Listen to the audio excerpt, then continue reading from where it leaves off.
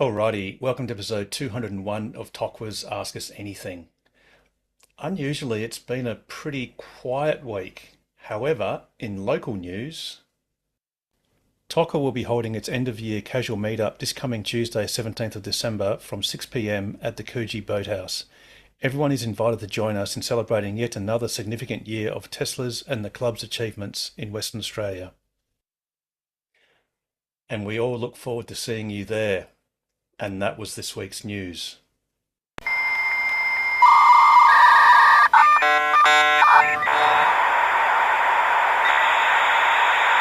Indeed it was. And again, welcome to the program.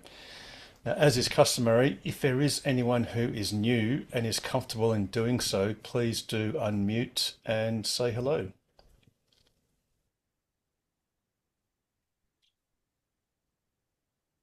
Hello, good evening. It's John Martins.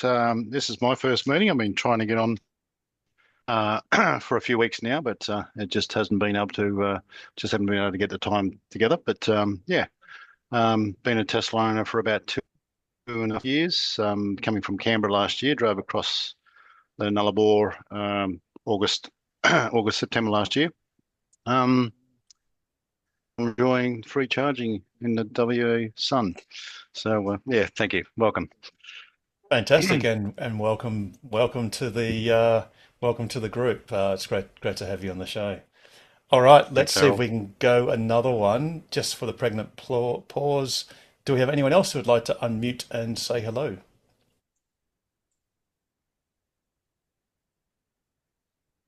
Or perhaps a little bit later.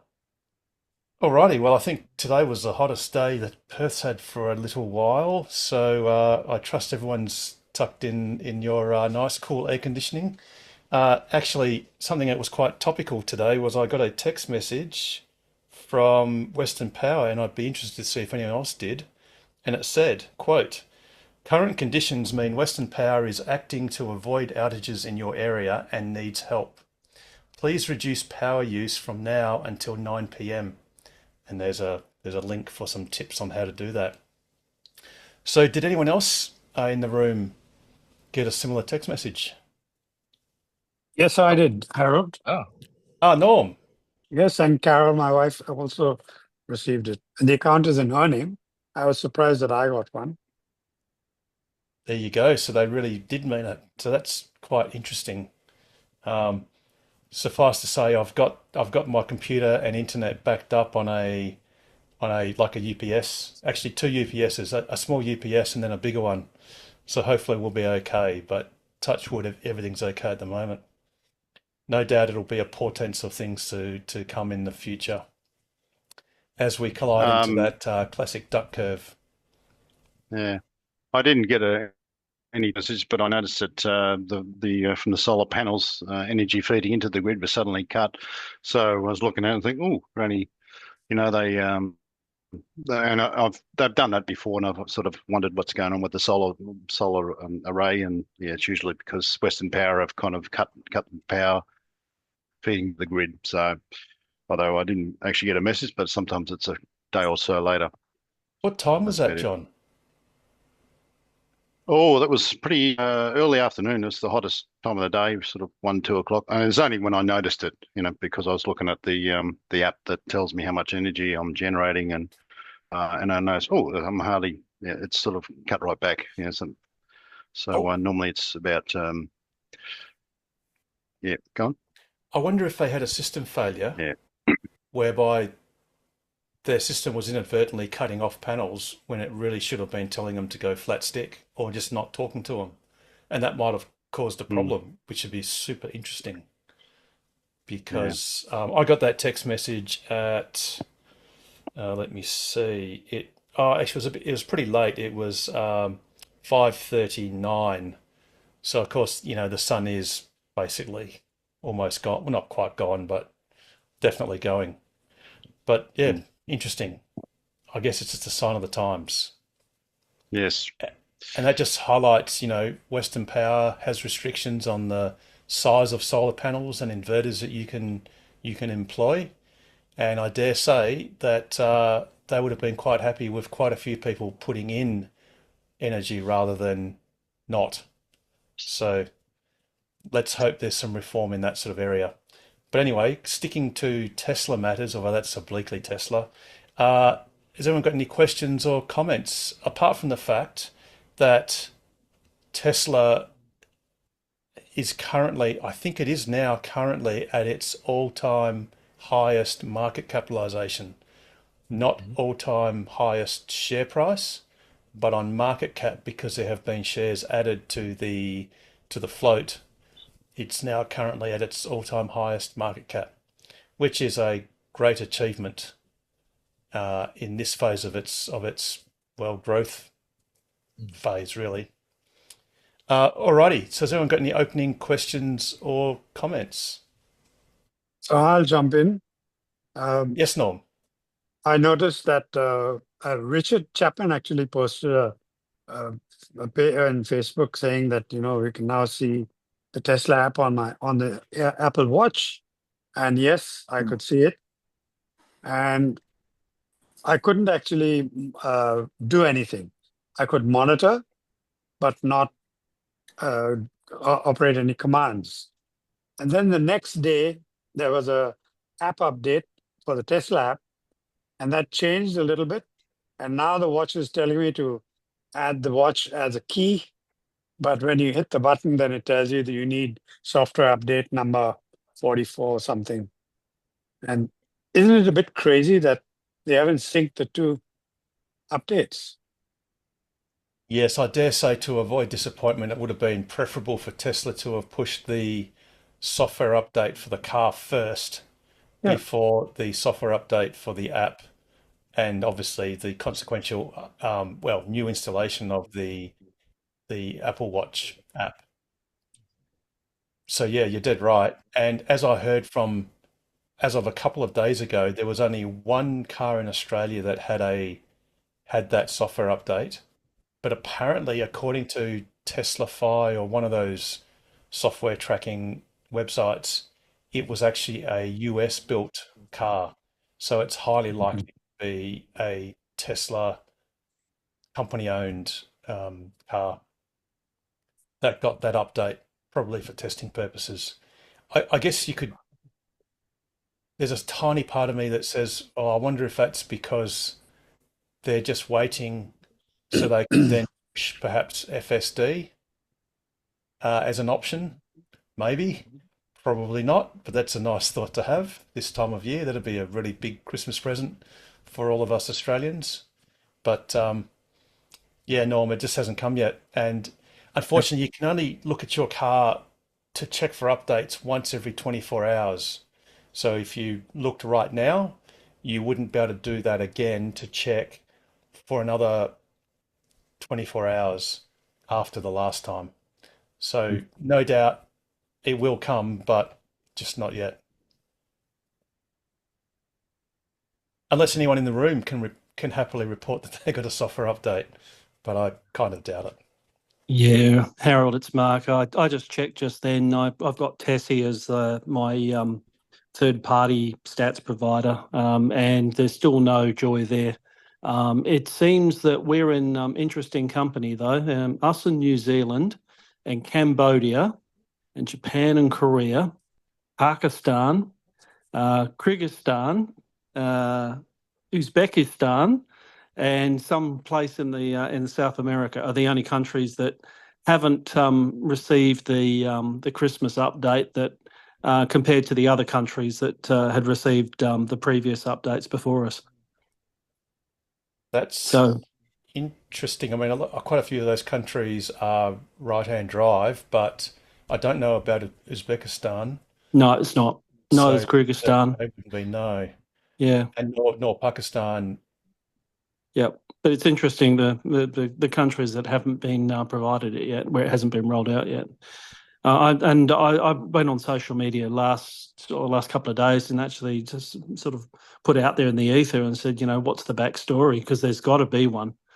There wouldn't be one otherwise. We've fared fairly well in past software updates. So in terms of timing, Yeah, absolutely. And I guess the thing is they sort of, they teased us with this great new feature, with the watch. I mean, that's something we've been waiting for years. And, there've been a few third-party app providers that have done, I guess you call it complications on a watch. And, why can't we use our watch as a key? And why can't we monitor charging or, you know, yeah, why not? It's a very simple ecosystem. It's a very friendly ecosystem, and it's a secure one. And yeah, it's taken so long. And obviously, if you've got Android watches, that's not yet available, and there's no sign of that being available anytime soon. Yeah, it's interesting because as a rule, I would say that we're on 38.7, and there is a 44, I think it is 0.3. And it appears that whoever was on 44.3 has gone straight to 44.25.2. You look at the graphs, and the graphs basically say that the old one is phased out and the new one's phased in almost immediately. And the line that we're on is just trending downwards. I think, according to Tessie, there's around about 9% of all their cars that are actually on it at the moment. So whereas the Christmas update's about 61%. Yeah, I use the Tessie app, and on my Android phone, I have the Tessie app working, so I can actually use my watch to perform several functions on the car. So, yeah, yeah, not from the native Tesla app, but yeah, I can do a fair few things. I can start her up when I've forgot my phone or something like that. So, open the boots and honk the horns, all that sort of thing. So, yeah, absolutely. But again, it requires a third party at a cost, yes, and you've got to either hand over your login or at least a token. If you're a more advanced user, you can generate a token, which I think now is mandatory. Yeah. But yeah, but it's about time. Like I said, I mean, I've only written iPhone apps. I haven't bothered with a watch complication, but I know inherently that wouldn't be difficult. Not for a trillion-dollar company to work out. So yeah, congratulations, Tesla. Just get us our software update. Go and buy some more upload capacity down the fiber optic cable to Australia and just send it to us, please. I wonder if it has anything to do with the cross traffic alert and with the stalkless highlands being able to have the car determine whether you want to go forward or back when you get into the car, because those would be obviously dependent on whether it's right-hand drive or left-hand drive, those two features. No, the cross traffic would not, because it's intended for when you're in parking spaces generally, and you can have cross traffic in either direction, because it also features if a pedestrian walks behind your car. So really, if I don't think it would matter which side of the road. If any car is basically approaching to where you're reversing, because a car has no idea whether you're reversing to go towards the driver's side, which means you'd be more interested in a car on the left-hand side of the road or close to you, or if you are going the other opposite direction, because you would reverse all the way out. So yeah, I think, Pete, that shouldn't really make a big difference. Yeah, don't know. And I guess one thing we don't know is, how was that trained into the car? Was that trained as like an end-to-end training feature, or is it a procedural one using C++? And C++, you can just change, elements of it. If it's neural network chain, end-to-end training, yeah, that's a lot more interesting, because how do you do that on the opposite side of the road of the road? Yeah. Yeah, the other thing is exactly. as well is that it wouldn't have been rolled out to the United Kingdom if that was the case, because they're all left-hand drive as well, and they've got it.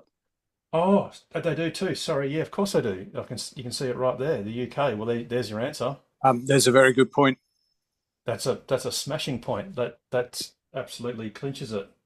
So I was watching a UK video blogger who actually demonstrated it. So he was Yeah, so definitely it was working on in England. So Yeah, right. Okay, so it can be to do with that. Yep. So, Because so is China, it? Thailand, and Malaysia are the same. They've all got it. Yeah, right.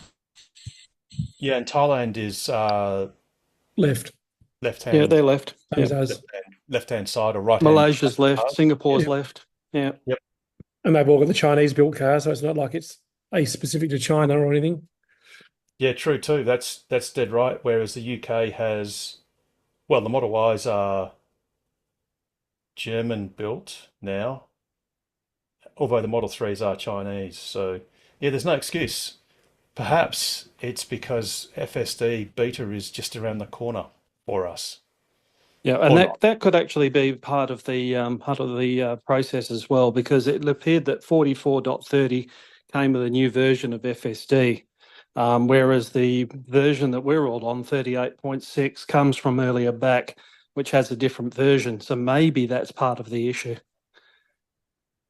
Well, I guess the thing is, one day, one of us who says that FSD is just around the corner, one of us at some point in time is going to be correct. So If American clock is right twice in a day. that's exactly right. So if we pick a month, then every year that'll coincide, won't it? So that yeah, we'll just pick January and let's hope, or December and let's hope that happens. Speaking of which, I'm still pegging that Tesla will open up its order book for the Juniper Model Y this month. So come on, Elon, just press that button.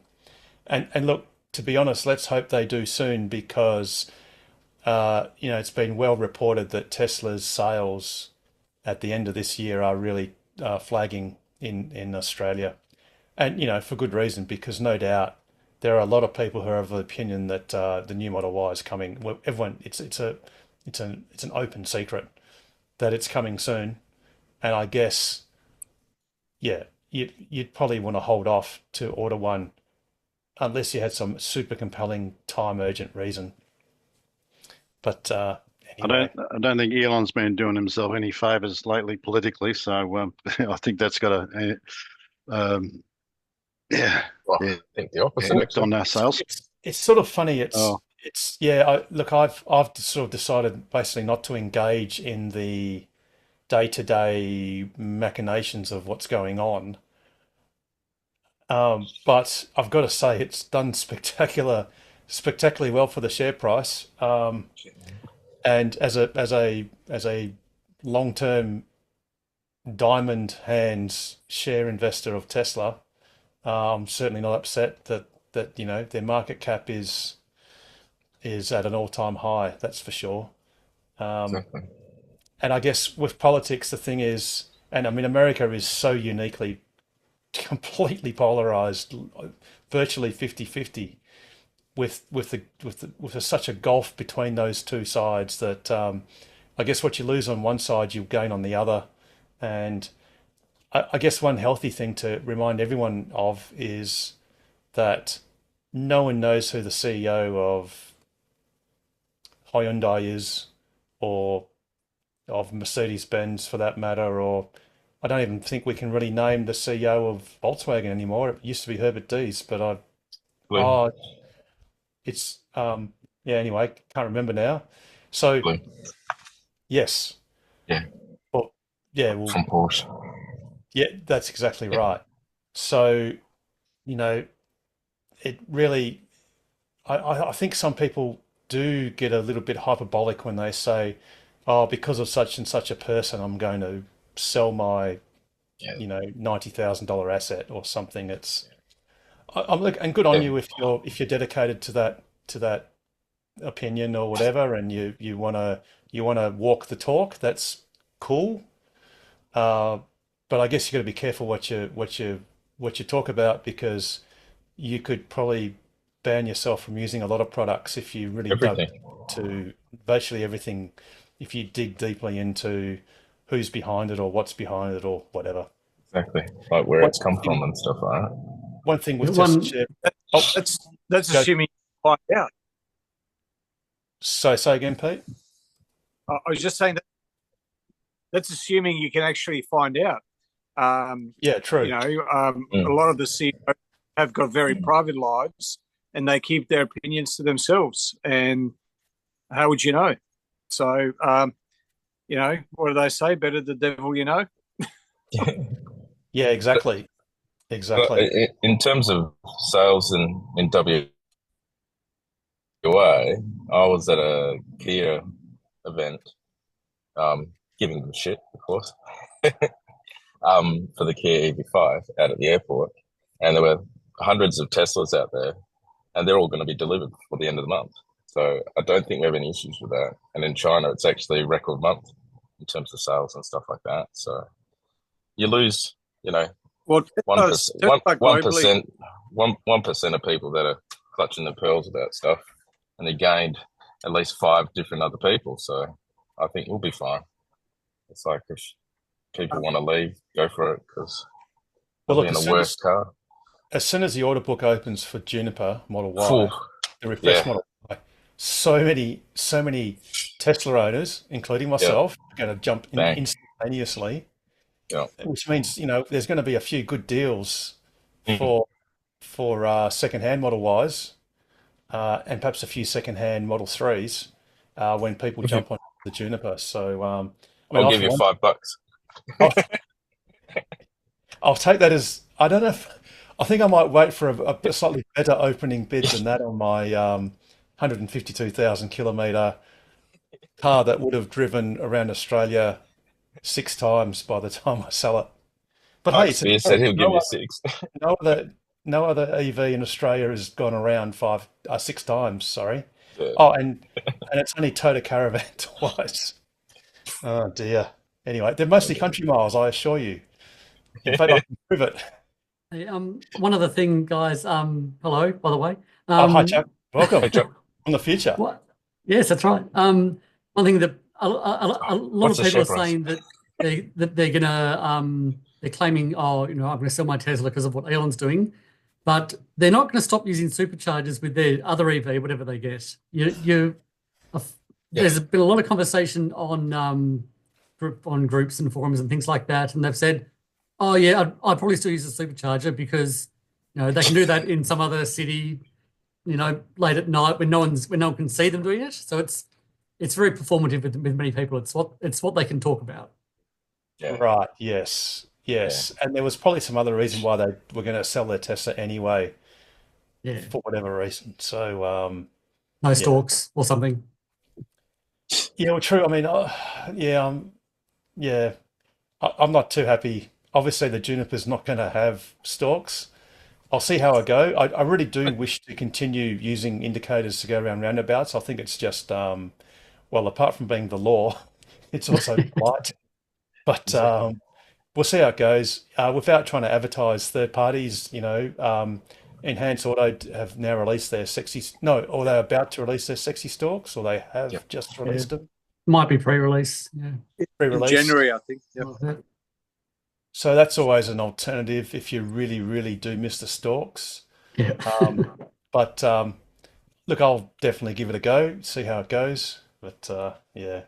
But yes, again, welcome, Chuck from the future. Sorry, and someone else was going to say something. I was just going to say I got used to the stalkless driving. Oh, cool. So It's- how do you get it's- on roundabouts, Norm? Well, depending where your steering wheel is pointing, you just operate the wrong button. The one Yes, facing the gotcha. wrong side. Because the wrong button is the right button when it's upside Yeah. down. I wish they had put left and right on it rather Yes. than, but of course, then there's the language problem. Well, they could have put one on the left-hand Yeah. side, one on the right-hand side. So But that it'll then when still be the wrong way when you turn it. it would be the wrong way, but at Ah. least it's sort of, yeah.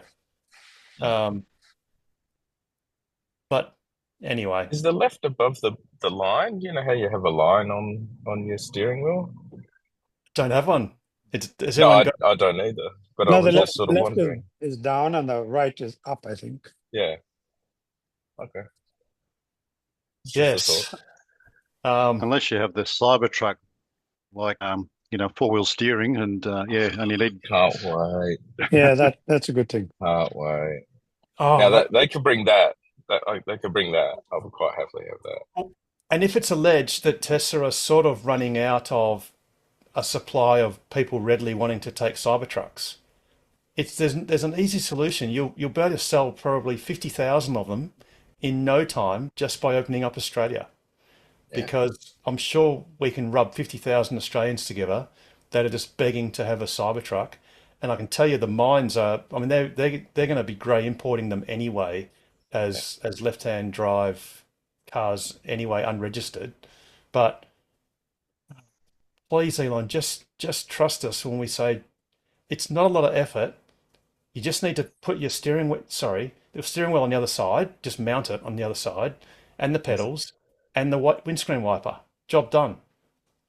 And give us Australian plugs on your power outlet, and just let us buy these Cybertrucks, and we'll even buy the Foundation series and spend too much money because we're worth it. I mean, it's steer by wire, for God's sake, so it doesn't matter where it actually is.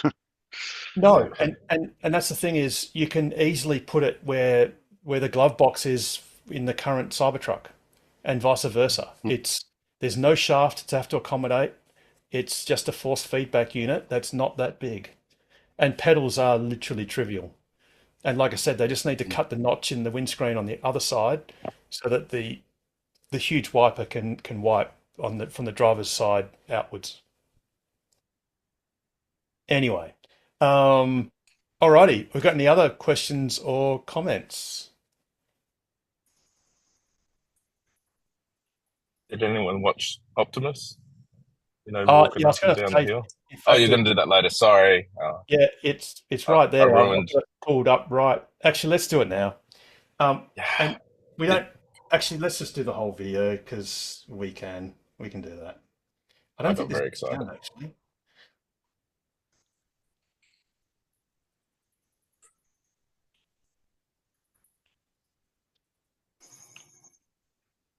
I think it still looks like Joe Biden, but I don't want to be political.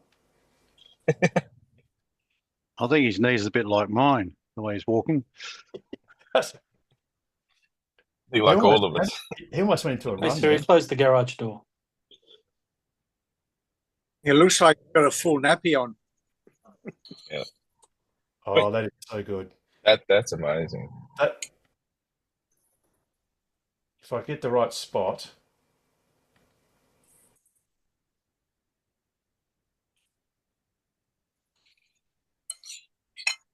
Yeah.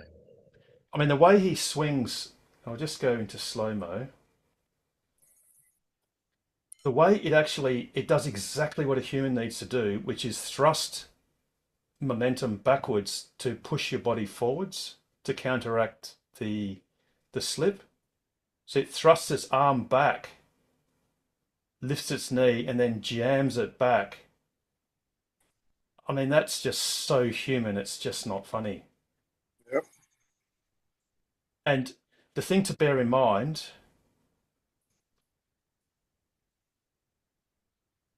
is that Optimus was blinded. So they deliberately turned the cameras off. So it was literally going down that slope blind and just using its inertial sensors and proprioception to guide itself.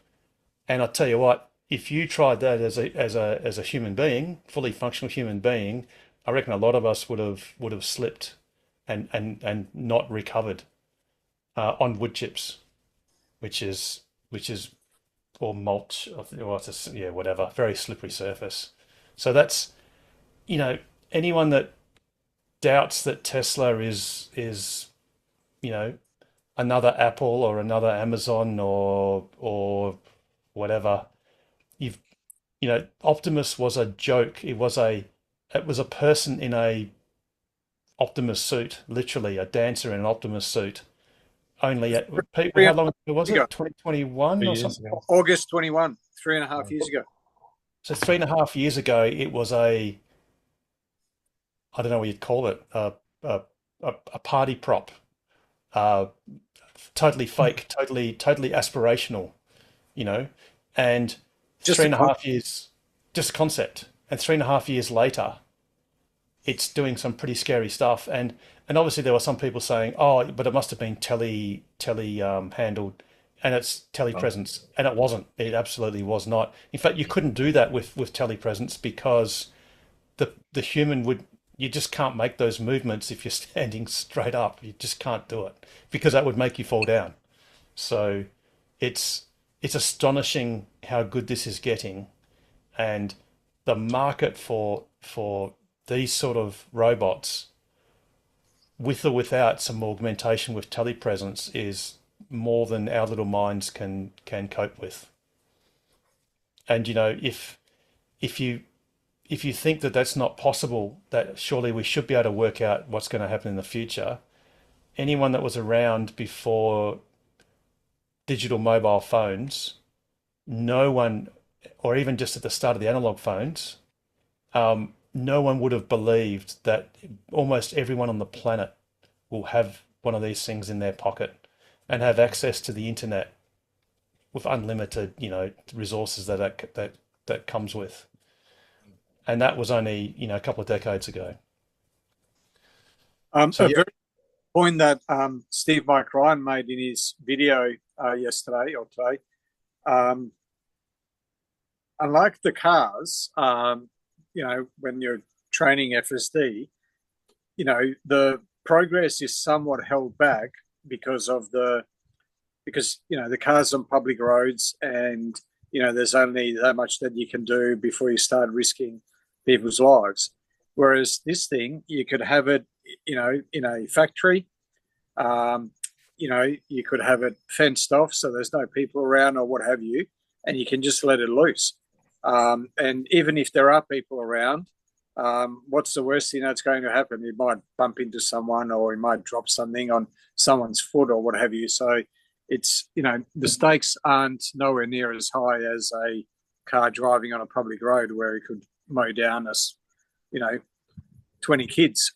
So yeah, for that reason alone, the progress may be faster. and the thing too is, actually, ironically, one thing that the Optimus program probably lacks that the car program has is the car program has millions of cars being taught by human drivers driving them around, where they can collect petabytes of video footage of all of the outliers, all of the standard behaviors, the non-standard behaviors, the standard things that happen, the non-standard things, and there's just a torrent of all of these sort of outlier clips coming in. I guess one of the big challenges with the Optimus program is there are not a whole lot of people in force feedback suits and with cameras on them, basically training Optimus to do things. So I think one of the challenges Tesla's got, which again, Elon Musk has proven he can do things that others have never even thought were possible, was, for example, I think it was XAI with their Colossus, or was that Tesla? Or was it XAI? Colossus is right. Succeeded in getting coherence over 100,000 NVIDIA GPUs. The previous limit that anyone who was at the top of the AI ecosystem thought that at best you could maybe struggle to get 32,000 processors to be coherent. And by coherent, that means that they all cooperate in synchrony. And it was thought that that was the upper limit. And Elon Musk has smashed that and gotten 100,000 to be coherent. And the next level that he wants to level up to is 1 million, which is outlandish. So I think one of the great things is what Tesla will be able to then do is apply simulated training to the Optimus neural networks. Because after all, as long as you can, a human body is pretty simple and all its movements are pretty simple, sort of. So you could just use a few people to do the base sort of data, video streams, but then you can contextualize it into artificial environments and different applications and all that sort of stuff. and create a mass of slightly different simulated training scenarios that you could then use end-to-end training for Optimus. And that's something that obviously Tesla is uniquely able to do, where the other AI companies are just going, we didn't even know you could put 100,000 clusters together. You must be crazy. And I think it was done in record time. It was done in 6 less, weeks. yeah, Was it it? was it It was was less. 122 days from the time that they got the warehouse to completion. It was 19 days once they got the hardware. From that to starting the training, which is just because that's not Normally a data centers take like a year year and a half. minimum, Yeah, if you're really yeah, going flat stick. yeah. Crazy, crazy shit. It's amazing the world we're in. You know how Tesla feeds video Mhm. to Dojo and to their training computers Mhm. for training? Couldn't it feed, let's say, security camera footage or movies or TV shows or whatever other videos to Optimus to help it train? Not really, because you need it to be in the first person point of view. So all of the Mm. car video training Right. videos, clips, are all from the car's point of view, Yep. Mm. Yep. which it Yeah. needs to be because the when you do this training, I mean, it's a remarkable thing, but it's effectively simulating a brain of sorts. Well, Mm. basically. So you need to do it in the first person. So whereas every other normal video you have of people is always almost exclusively in the second person So view. maybe you could do one of two things. You could get some footage from a first person point of view. So you know how police officers wear cameras, on their Chests. Yeah. on a chest. So you could maybe use some of that footage or similar footage from other industries, or maybe you could get AI to take the video and reformat it from a first person point of view. Yes. Or you could just simulate that human being. Re-render it. Yeah, but I think it might be easy just to simulate it. Yeah, So you'd gotcha. have sort of like motion capture. So you'd have, well, motion capture, or you'd also have those bodysuits that sort of have feedback. But probably motion capture for the gross sort of stuff is easy enough to do, and then vary all the scenarios because you want it sorting eggs, sorting whatever, all sorts of different things. Um, yeah, it's It could. it's challenging, but when you've got 3 times the cluster space of any of the next best company on Earth, and that's your first achievement, and that's not your goal. That's just your stepping stone. I think the possibilities that go with simulation and use that for training is huge, and no one else can do it because no one else has got a cluster that's a third the size of what Tesla has or Open or XAI.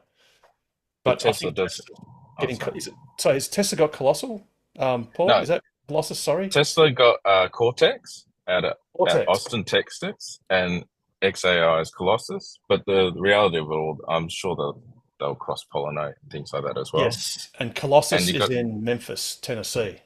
yes, I think. yes, that's the big one. And the Optimus or Optimi fleet learn as well. So like when one learns, it can upload to the rest of the fleet. So that's how they're sort of training them as well. So I think it'll be quite quick. It'll probably be quicker than what we think. But I mean, that'll be a cool job to be able to train those guys as well. Like I'm sure all of us would love to do it just for free, just for fun. So, yeah, it's going to be an amazing new world. This total addressable market of this is just massive. 'Cause everyone will have one or three. Do my Yeah, gardening, yeah, fold my lawn. absolutely, Yeah, fold the lawn. Do absolutely. everything. James, can you Sorry. please read Natasha's? Oh no, it was to me directly. Oh, sorry. Natasha, I'm going to read your thing in just 2 seconds. All right, has anyone else got any other questions or comments while I just read this little thing for a bit? I have. Yes, Mark. Most cars in Australia are speed limited. Are the Tesla cars speed limited? Because I noticed I've got a speed number in one of the settings of my screen and haven't been able to change it up. I'm not suggesting go speeding and stuff like that, but if you go on a track, you probably want full use of the power of the car. Absolutely. So there is a speed limit. perform- It's about 250-ish kilometers an hour, or 262 for performance. 262, and I think the long range is a little bit less. It's because of the little spoiler lip on the boot. Yep. Technically, it's alleged that gives it a few extra kilometers an hour of stability, and Well, the car I've got is a performance, and it's got 193, and No, I can't that's not- increase it. No, that won't be it. No, okay. that's weird. You can manually adjust the Yeah. top speed of your car. So maybe Yeah, I've been able Oh, to decrease it, but not increase it. you should be I able to. see Paul is probably in his car, so he's having a look at it. Yeah, I'm just trying to find where the hell's set speed. Yeah, Might be under solid or safety. speed limit mode. You can click that on and off under safety. Yep. So you can change that down. You can turn that off. Maybe you flick that on. It's like grayed out on mine. It's like a little toggle switch. But you can do that. But you can actually do current controls as well. For you, Yeah, like, true. Yeah. on your car now. You might have accidentally done that to yourself. Who knows? Probably. I'm not suggesting I want to do that on a public road. No. No, But but when you go across the 90 miles straight, you get tempted. but you might have a sheep station or a private road. Yeah. that Yeah, you exactly. and you on a private road you can literally do whatever you want. Yeah, Literally. true. So Definitely Yeah. fun in the performance. So. I can tell you that doing 250 odd Ks now, which I've done in Germany and the autobahns several times, is oof, Australians just aren't used to it. The Germans are very much used to it, but us Australians, it's a weird thing. But anyway, and I'm not going to ask anyone what their best speed limit was in Australia because that's it. It would have to be prefaced with the word of allegedly, Allegedly. and we're not going there because it's just not. Unfortunately, the Northern Territory has got speed limits, and their fastest speed limit is 130. And I can say that I've done that towing a caravan. Perfectly legally too, because you're allowed to in the territory, as crazy as that sounds. But and it was rock steady. Alrighty. Chuck, have you got any charging news from way over east or anywhere in between, actually? I'm trying to think what's happening generally, just general charging news. There was an announcement today or yesterday from a company called Flow Energy, Yes. who's partnered with GridServe.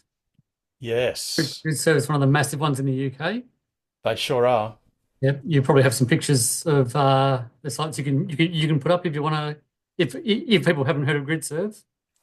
I'd have to look on PlugShare because I've used quite a few GridServe locations on my UK holiday.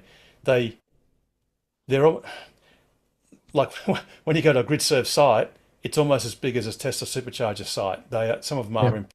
They've got like 16 150 kilowatt plus charger Yeah. heads all in a row. And they're the ones that are just a bunch of charging stalls in a row in a car park, but they've also got the whole forecourt sites as well. Yes. You've seen those? Yeah. Yes. So Yes. Chuck, is this the deal that they've announced today or yesterday, is that a national deal or was that mainly focused in New South Wales or Victoria? Do you know? They didn't mention any particular state.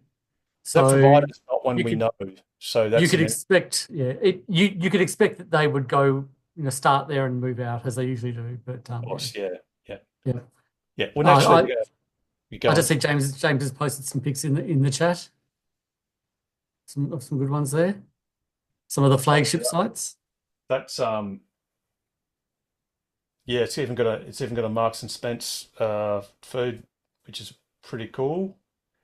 That is quite impressive. Oh, and there's superchargers there too. Yeah, they tend to include those. I think that was probably stemmed from the time before the superchargers were open to all EVs, and so they tend to include superchargers at the big sites because then it shows up in the navigation for Teslas, and then they go to the site, and then they visit their coffee shop and their other stores and things. Yeah, absolutely. And of course, you could then arbitrage on price. Yep. Yeah, in the UK, GridServe also owns all their own solar farms and things like that. So they basically have full control of the energy supply. Oh, right. The solar farms aren't always near the chargers, but they have their own. Yeah. Yeah, what they've said in their press thing is solar to car. Yeah. So that's all right. they promise is a supercharging superhighway and solar to car. Yeah. So That's they will it. get their own power. Yeah, And as you sounds good. say, in UK they don't. It's not solar on site. They put solar into the grid and then they buy that back from the grid in Yeah. a sort of like Yeah. That's it. wholesale place. And the great thing about that is it's almost lossless because the solar will be consumed nearby, Mhm. and obviously that completely offsets the power that you're using locally. So Yeah. that's not a dodgy sort of thing. It's not some sort of carbon credit or something. It actually literally does work out that if you fill up the lake in one side, you can drain it from the other, and it all works out. So it's Yeah. yeah, very good. That's it. And if you look at the picture that I just pasted in the chat there as well, that will be something that might be of interest as well. This is, you mean, oh, Mitchell Baxter. The LinkedIn screenshot, yeah. Oh, right. Okay. Oh, good on him. Yeah. Yeah, so they've got He got- someone who knows what they're doing. Yes, no, he does. Oh, that's great. Oh, that is so good to hear about Mitchell. And yeah, Mitchell, if by some miracle you ever end up watching this, yeah, congratulations, because what happened to you at Tesla was disgusting. And I'm really glad that you've fallen on your feet, and good on you. Good on you for doing it. So Mitchell Baxter, head of charging Flow Power. Fantastic. Yeah. That is great. That really Yeah, is. so I would imagine he'd have plenty of contacts within, potential sites and things like that. So Yeah, should absolutely. get flow off to a good start. Yeah, Very cool. that's fantastic. And the thing too is, it doesn't hurt to have multiple providers on the one site, because let's face it, in the short term, where there's going to be a shortage of charging locations or charging outlets anyway. Yeah, that's right. Very short term. So, because don't forget, we literally have to transform the grid and create these new energy stations which have never existed, and transform all the petrol stations to that which will, in a few decades, no longer exist in any meaningful sense. So it's a huge transition. So really, yeah, the more the merrier.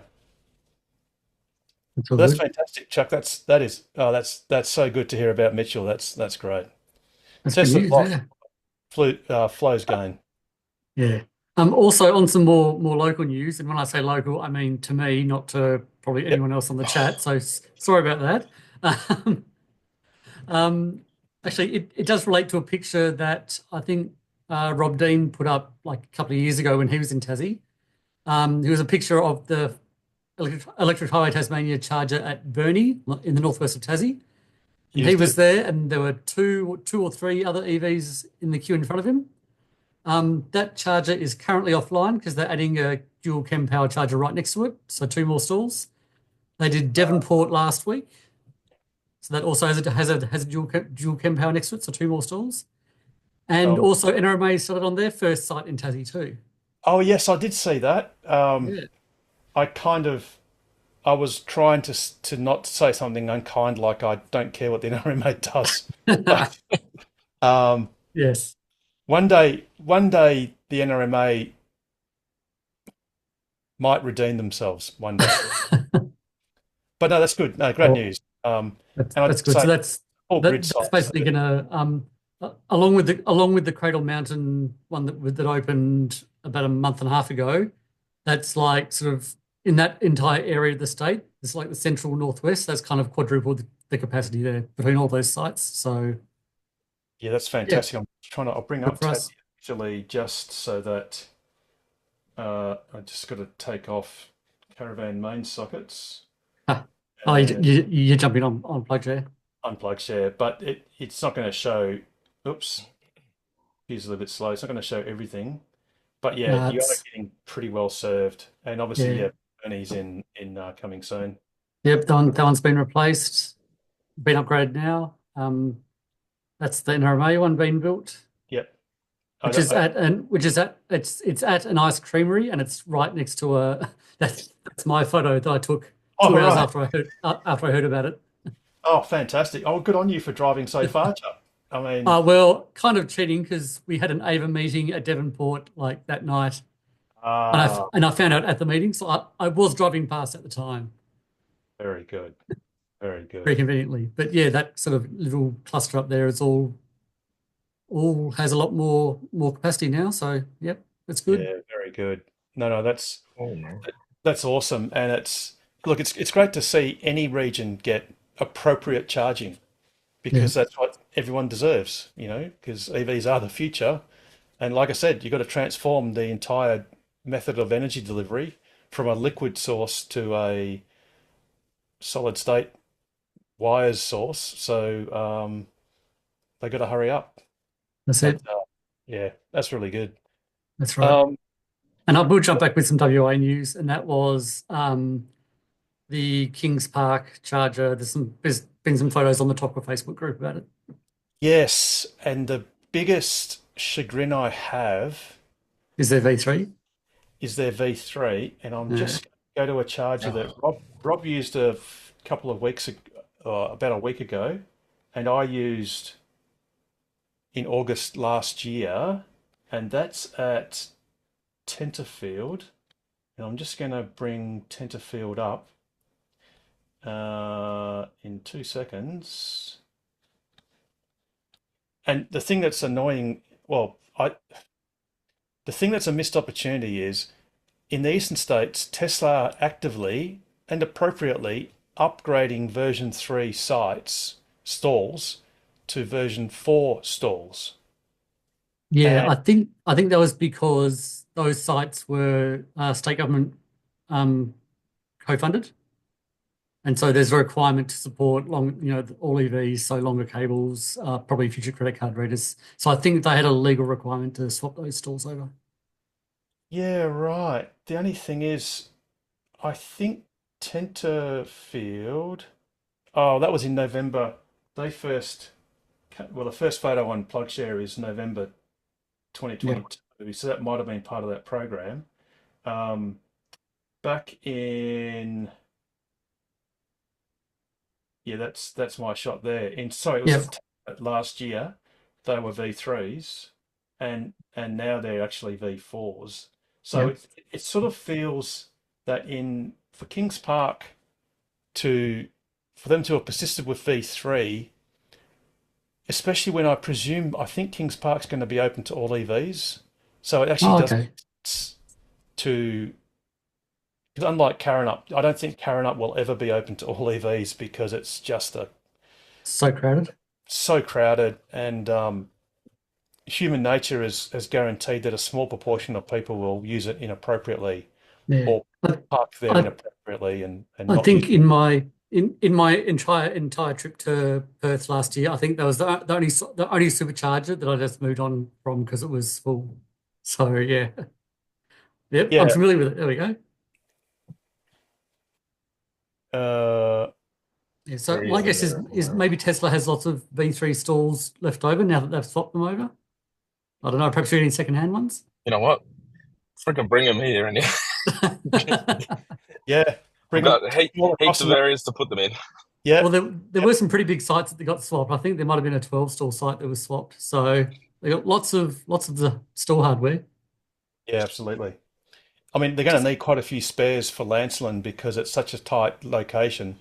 It continually Oh, gets bumped by cars yeah. um, I need to fix hitting that. it because it's just nuts, literally nuts. But yeah, so Kings Park, look, it's set. I looked. I went there yesterday morning, but unfortunately there was a fatal car accident just out the front of it actually, and access was a bit restricted, and GEC, Geograph Electrical Contractors, was still there, but it's awfully close, and it looks like Horizon Power has done most of their work, so it looks set to be open before Christmas, which is going to be great. That'll You be. mean Western Power? You mean Western Power? So what did I say? Horizon. Oh, whoops! Apologies to Horizon. That was a Freudian slip. Actually, that was really a Freudian slip. Horizon Power are certainly experiencing quite a few other delays with the WAV network, but not superchargers. So yes, Western Power. But it looks like they have done what they need to do. So hopefully that'll be done, and that will finally be Perth's mythical supercharger. Originally, that was promised in 2017, I think it was. So we'll finally get it, and it's in a great location. And I think, Where- like was alluding to, Whereabouts is it? it's at the. I'll show you on the. Oh, sorry, I didn't mean to. It's near the tennis club. So where the tennis courts are, towards Kings Park Road, but not on the city side, on the other side. So if we go to Near the cafe as well. unfortunately, this So computer. both the park will be next to cafe. Oh, that's good. So you've got Oh, Kings okay, Park cool, Road going there. So effectively, you've got the WAV network is across here at Zamia Cafe, but you've got the superchargers here, and then you've got a cafe here. I forget what it's called. There's the children's playground. The children's playground as well, and you've got your swimming pool. I don't know what whether that's a pub. It's called the Ivy Watson Park. Yeah. Yep.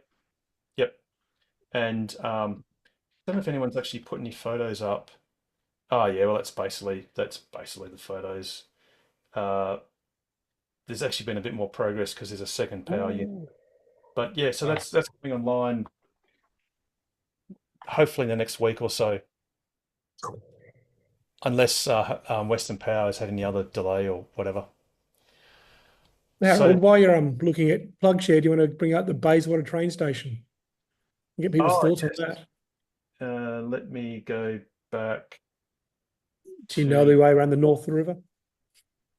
Yeah. I used to live north of the river. Although it won't be DC, it'll be just. It's AC Green, yeah. Yeah. Bayswater, there it is. Oh no, that's not it. Bayswater train station. It's still under, what's the name? Yeah, under construction. Still under construction. But they are a lot of. It is a whole lot of charges also at the Morley station. Yeah. I think the Morley's got in the car more. I park. think there's 10.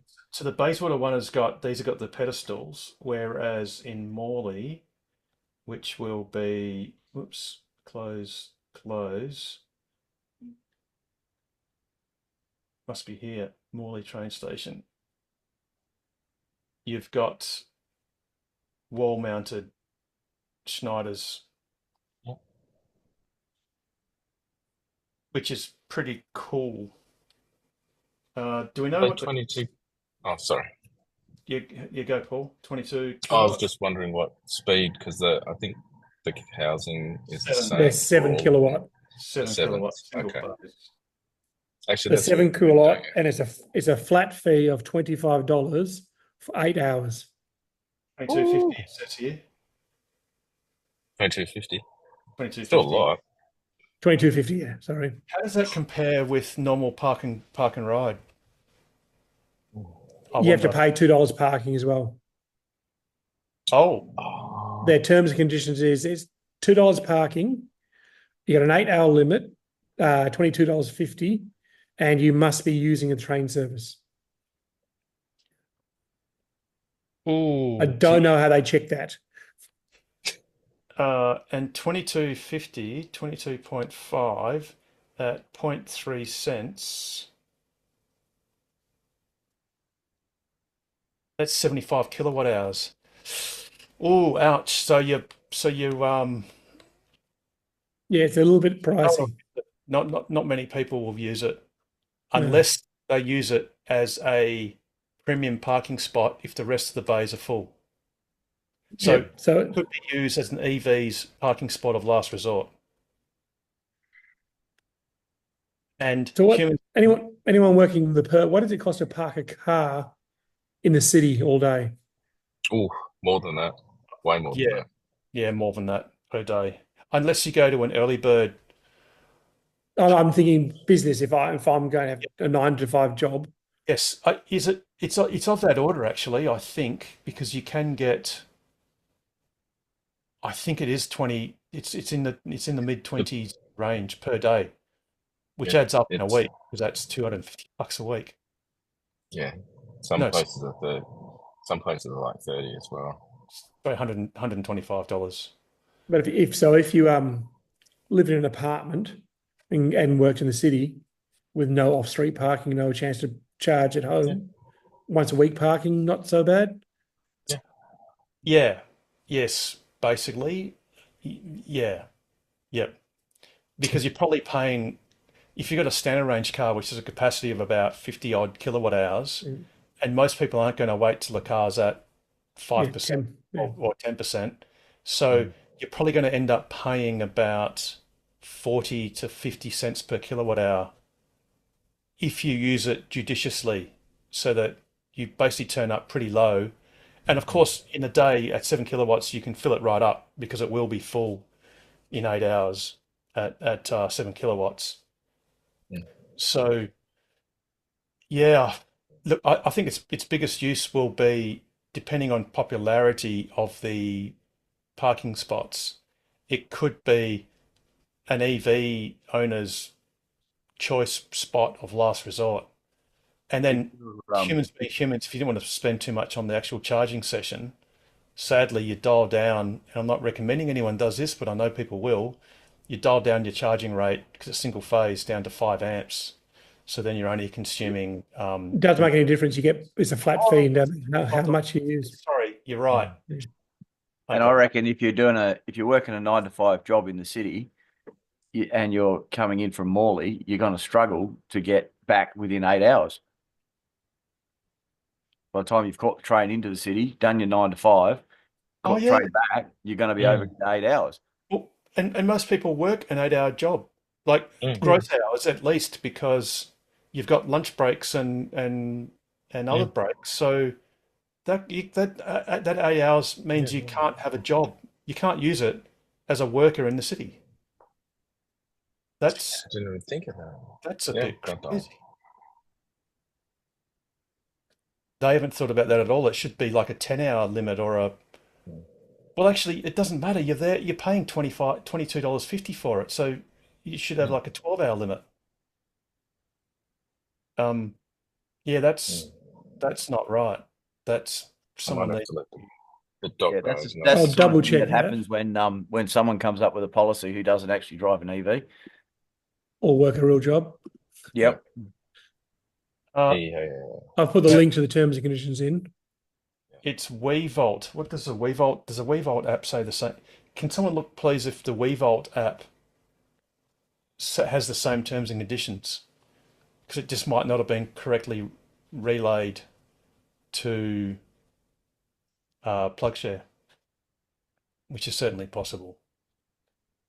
But yeah, right. So are they the only two train stations that we know about that have these? No, I've put the Ellenbrook, Whiteman Park, Ellenbrook 10, Whiteman Park 10, Ballagera 10, Naranda 10, and Morley 10.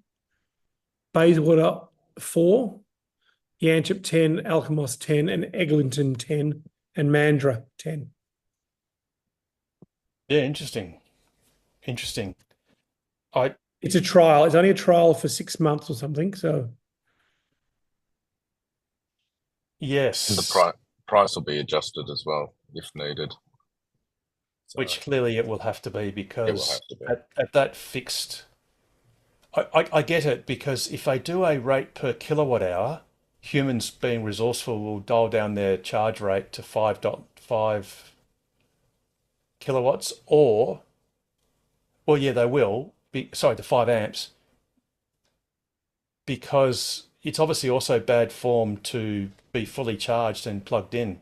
But of course, if you're well, working in the city, you can't unplug. So you've really got to treat yeah, these charges as yeah. all of day use. Terms and conditions. Point number 4. When your EV has finished charging, you must unplug your EV and move your vehicle out of the EV space. Yeah, okay. So let's just predict live on TV that this Yeah, thing is going to turn into a big pile of yeah. stuff. WeVolt says 24 hours, 40 minutes. All right. Oh, okay. But as soon as but James, you're saying in condition 4, it's Yep. as soon as you're fully charged, you got to unplug. Well, that's just not possible. And No. some cars you can't slow down the charge rate. So that clause is impossible to do at a train station that's intended to be used by commuters undertaking a job. If it's at a shopping centre or at a train station where the idea is to just go into the shop, into the city to do some shopping, that's kind of okay. But if you're working in the city for 8 hours at 7 kilowatts, unless you've got a pretty large pack and you're pretty empty, you will probably will be full before you get back to the car. So they're going to have to moderate that.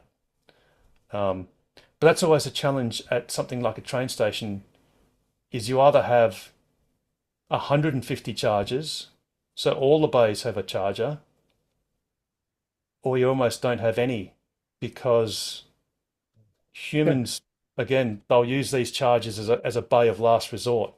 But this is probably something there where the people like the Tesla Owner Club EV could try and give this feedback because number one, it is good they're doing this. It's good that they're trying to think.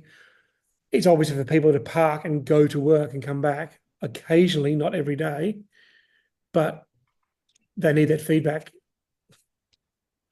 Or they need to have demarcation for a set of the bays to Yeah. be all day charging bays or all day access bays or all day parking bays, but then have another set of the bays which are strictly as soon as you finish charging, you've got to move. So they're really short-term bays where people may need to actually charge and are prepared to wait half an hour to get a small charge quickly, or should I say promptly, but they have to wait for it while they're in the car to, then go along their normal business. So, yeah, interesting. And the problem is, it's the human factors that always mess things up. Humans are resourceful because you can change your charge rate. You can manipulate the system. So if someone says you have to move as soon as you're fully charged, well, someone will just guarantee that they're going to be charging all day because Yeah. at 1 kilowatt, 1.5 kilowatts, 5 amps, single phase, you're not going to be anywhere near full by the end of the day. Alrighty, interesting. All right, has anyone else got any other questions or comments? Yeah, Harold, I've got one. Mike, yes. So my partner and I, we share the Tesla, and so we've got a 2024 Highlander, and each of us have got a profile. But the problem I'm having is that she predominantly drives it, but when I go into it, my profile comes up, but the Bluetooth or the phone doesn't switch over. So it'll Is stay. that while she's in the car with you? Yeah. Okay, so she probably would have set. No, her- we've turned the priority. There's a priority function in the Bluetooth. We've turned that off, but it still picks her phone up. Yes, so then what you've got to do is just just press on the Bluetooth menu item Yeah. and then just go connect, and then your phone will show up. The problem is the car has no meaningful way of knowing. If you did priority, then it would work that whoever Yes. has the priority would get priority.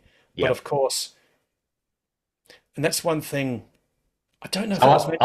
I thought it would have been attached to the profile. So if my profile comes up, or the seat, everything, or does everything that I want it to do, it's only the phone that. So I thought if it's my profile, it should automatically say, well, it's my profile. The phone should connect to my profile, but it doesn't. That would be a killer feature upgrade.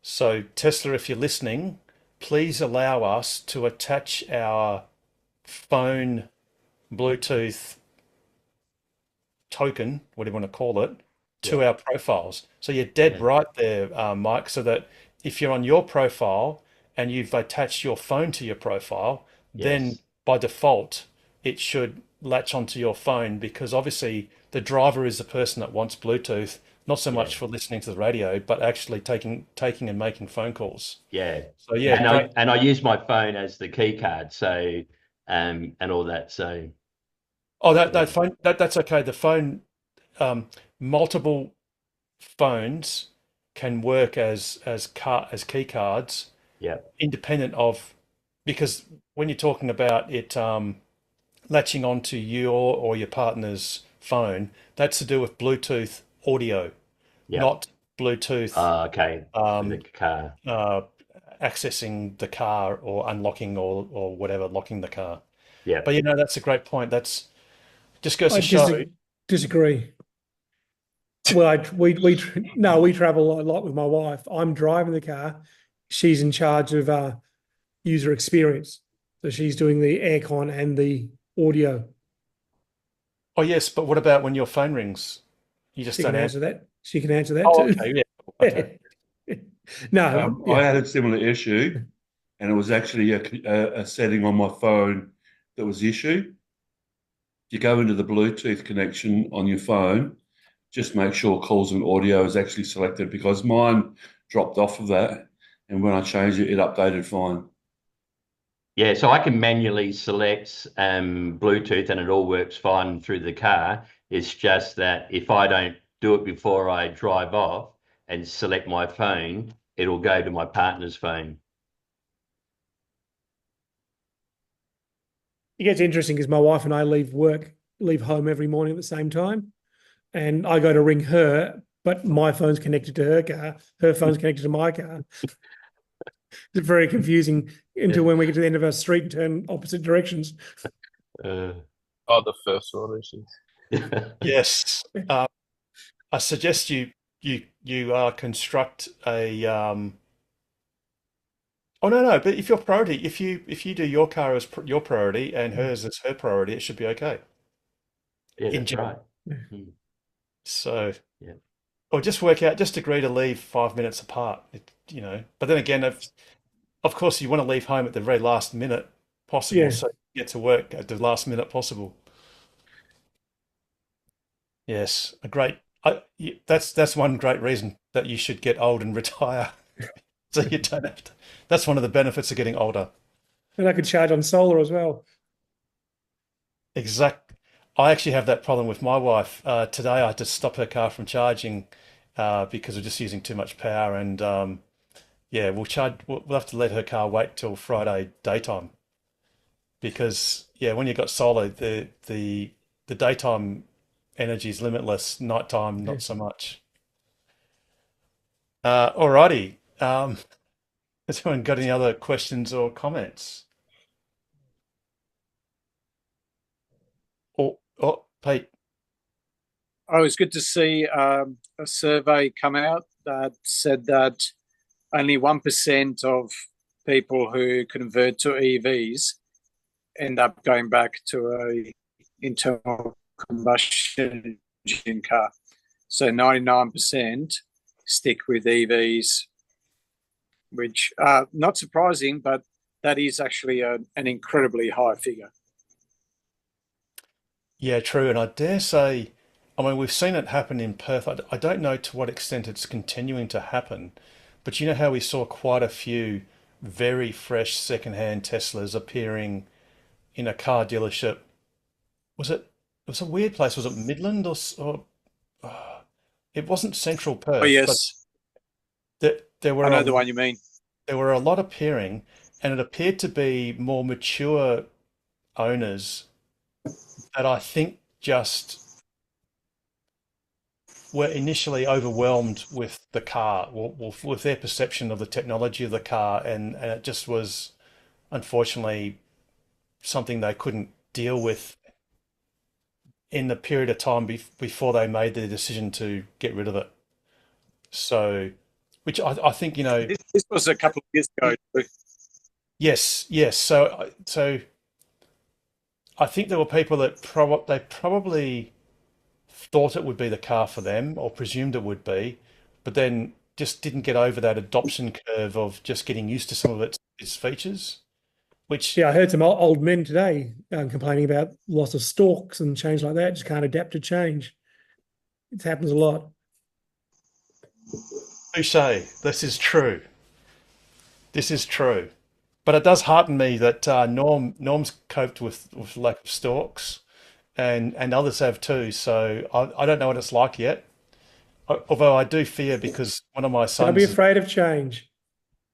yeah, the thing is, my son has got a Highland Model 3, and he said, yeah, nah, he just doesn't bother with indicating at roundabouts. It's just not a thing. So, As a Welcome to Perth. BMW driver, yeah. Oh dear, dearie don't me. spring for the indicator package. The number of people that do not indicate in roundabouts or anywhere is quite amazing. So I don't think it should be an issue. I've got an actual technical one. Yes, Jay. I got a new phone not so long ago, and now my favorites, my contacts don't seem to sync to the car. On my old phone, if I went into the telephone and the contacts, there was a favorites section, and it had all the people that I had favorited in my phone. But since getting my new phone and transferring everything over, the car sees all my contacts, so it synced my contacts okay, but it doesn't seem to recognize what's a favorite. Any ideas? It's an Android phone. It's a Motorola. What was the Just old phone? Pixel 6.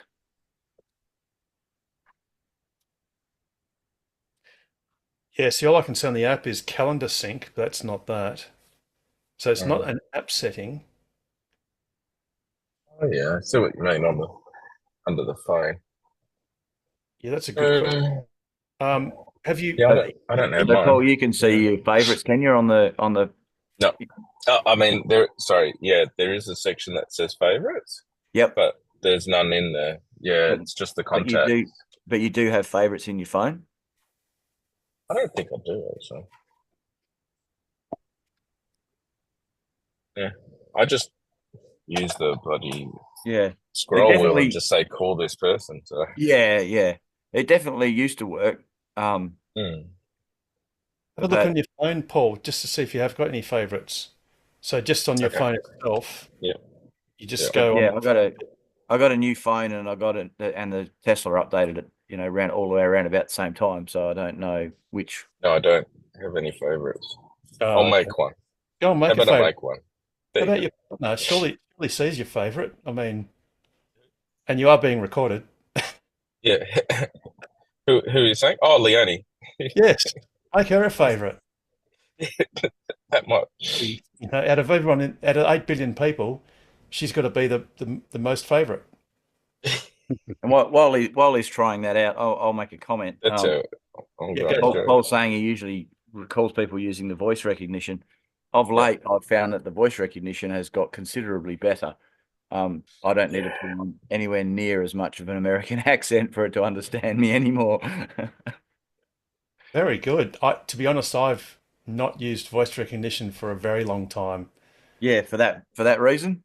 Yeah, because it was just Same. useless.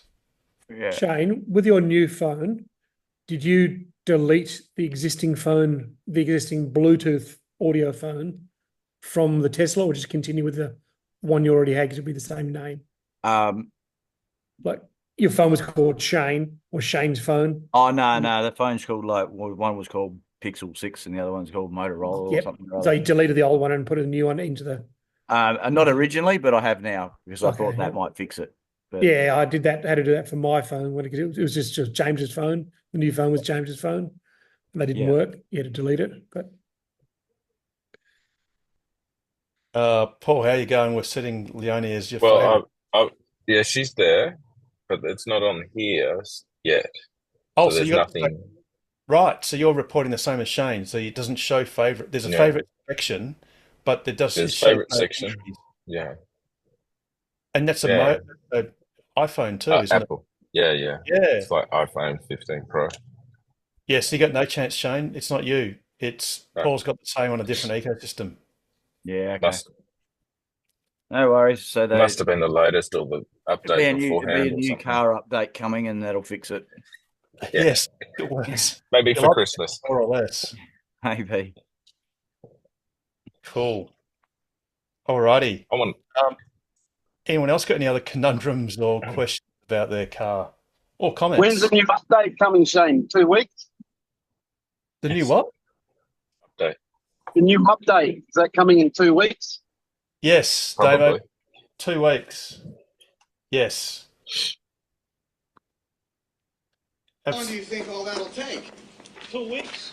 Really? Yeah, that's all. Any idea when you're going to be finished here? 2 weeks. How long will it take to put this place together?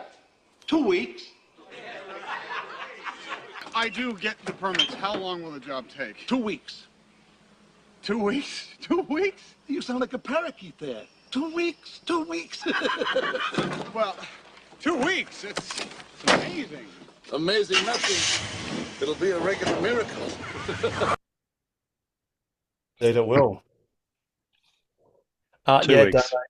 Couple of weeks. Couple of weeks will be Christmas. Actually, not even. 2 weeks yesterday. Anyway. Cool. All right. Any other questions? Has anything happened about the Kaiguna charger? Has that been corrected or still in limbo? John will be there Tuesday or Wednesday, apparently. Yes. Yep. Yeah, absolutely. Is he responsible for that or Horizon Power? What's the score there?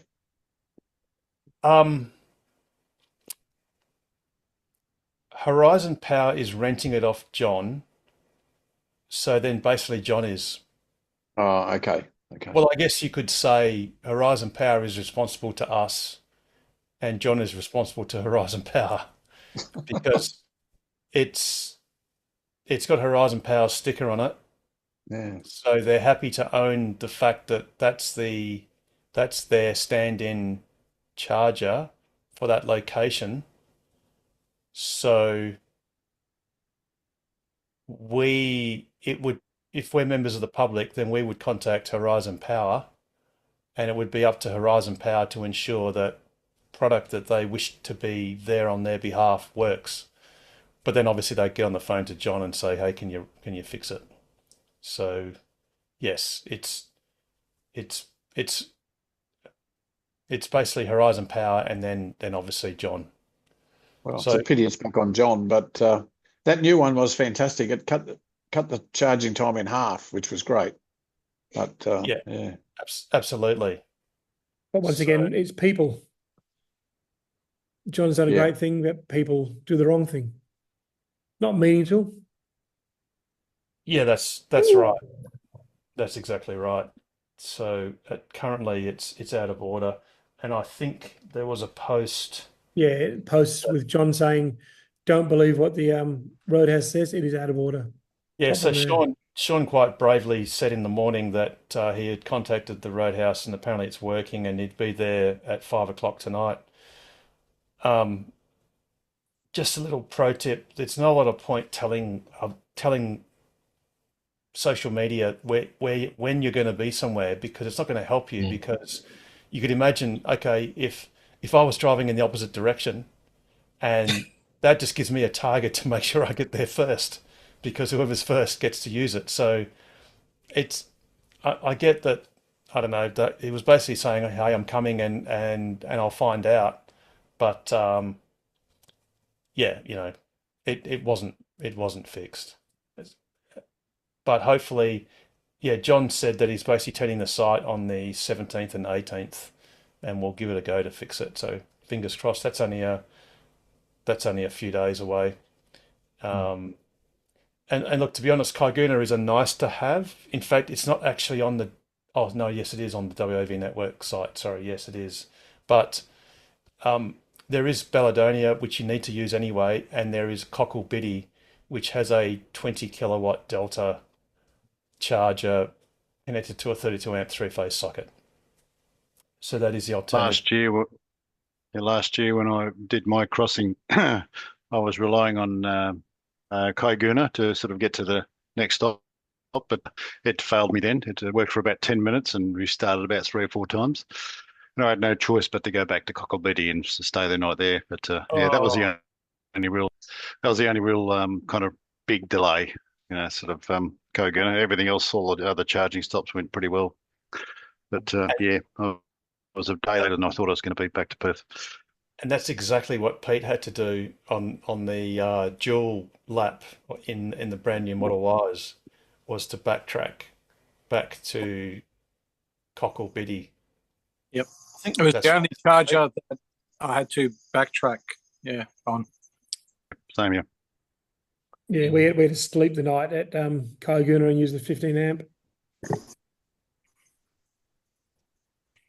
Yeah. It's certainly a handy location, because I was able to get from there to Norseman quite comfortably because the weather was so good.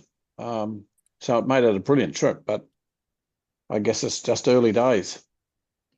Yes, and obviously it'll be great once Horizon Power actually finishes the WAV network properly. Who looks after the contract? Because the contract has surely expired. They should have finished by now.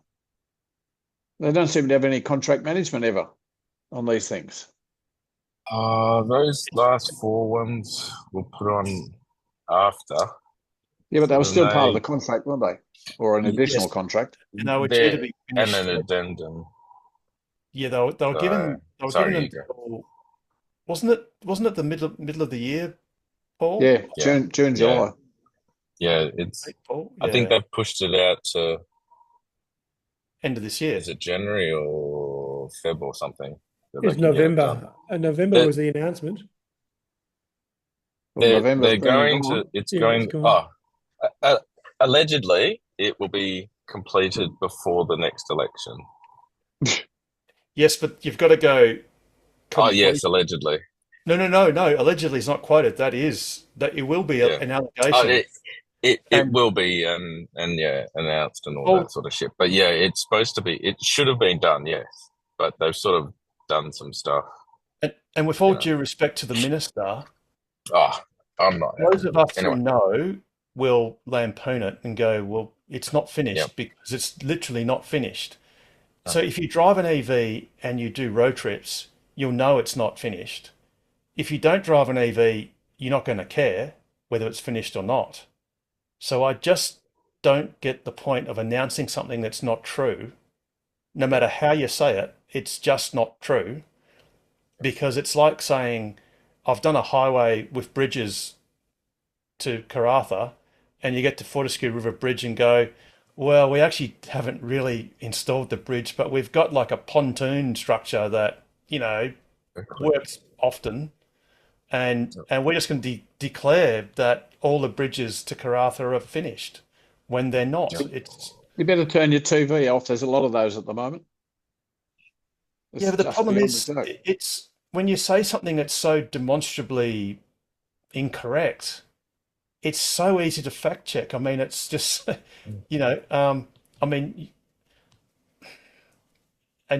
day the minister announces it will be the day I'll be on the road to test it. Yeah. And, I'll be testing, Lancelin, Jurien Bay, Geraldton, Northampton, Billabong,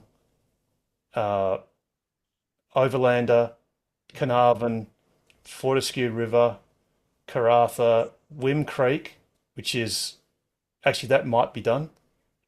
Port Hedland, Pardue, Sandfire, Bidgidanga, Broome, Derby, Fitzroy Crossing, which I know is already dodgy. It's smashed.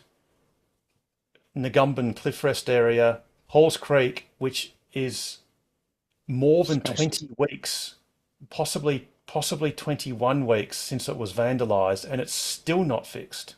Still. And the way you can tell it's not fixed is just look on ChargeFox, and if it doesn't show as being online, it's not fixed, because most of the interior of it is smashed.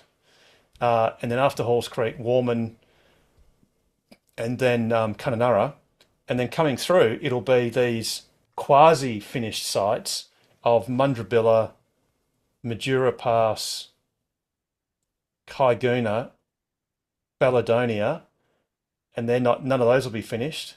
And then obviously Norseman, and I might do a trip to, well, I'll see how it goes, which way we go. And But isn't there one going in at Eucla as well? Nope. Not Eucla or Border Village. No, well, no, Border Village is not part of WA, so Eucla's on their map. I thought Eucla was on the map. Yeah. It was, but It's dropped off, has it? It certainly was there. the map has been changed to Mundrabilla.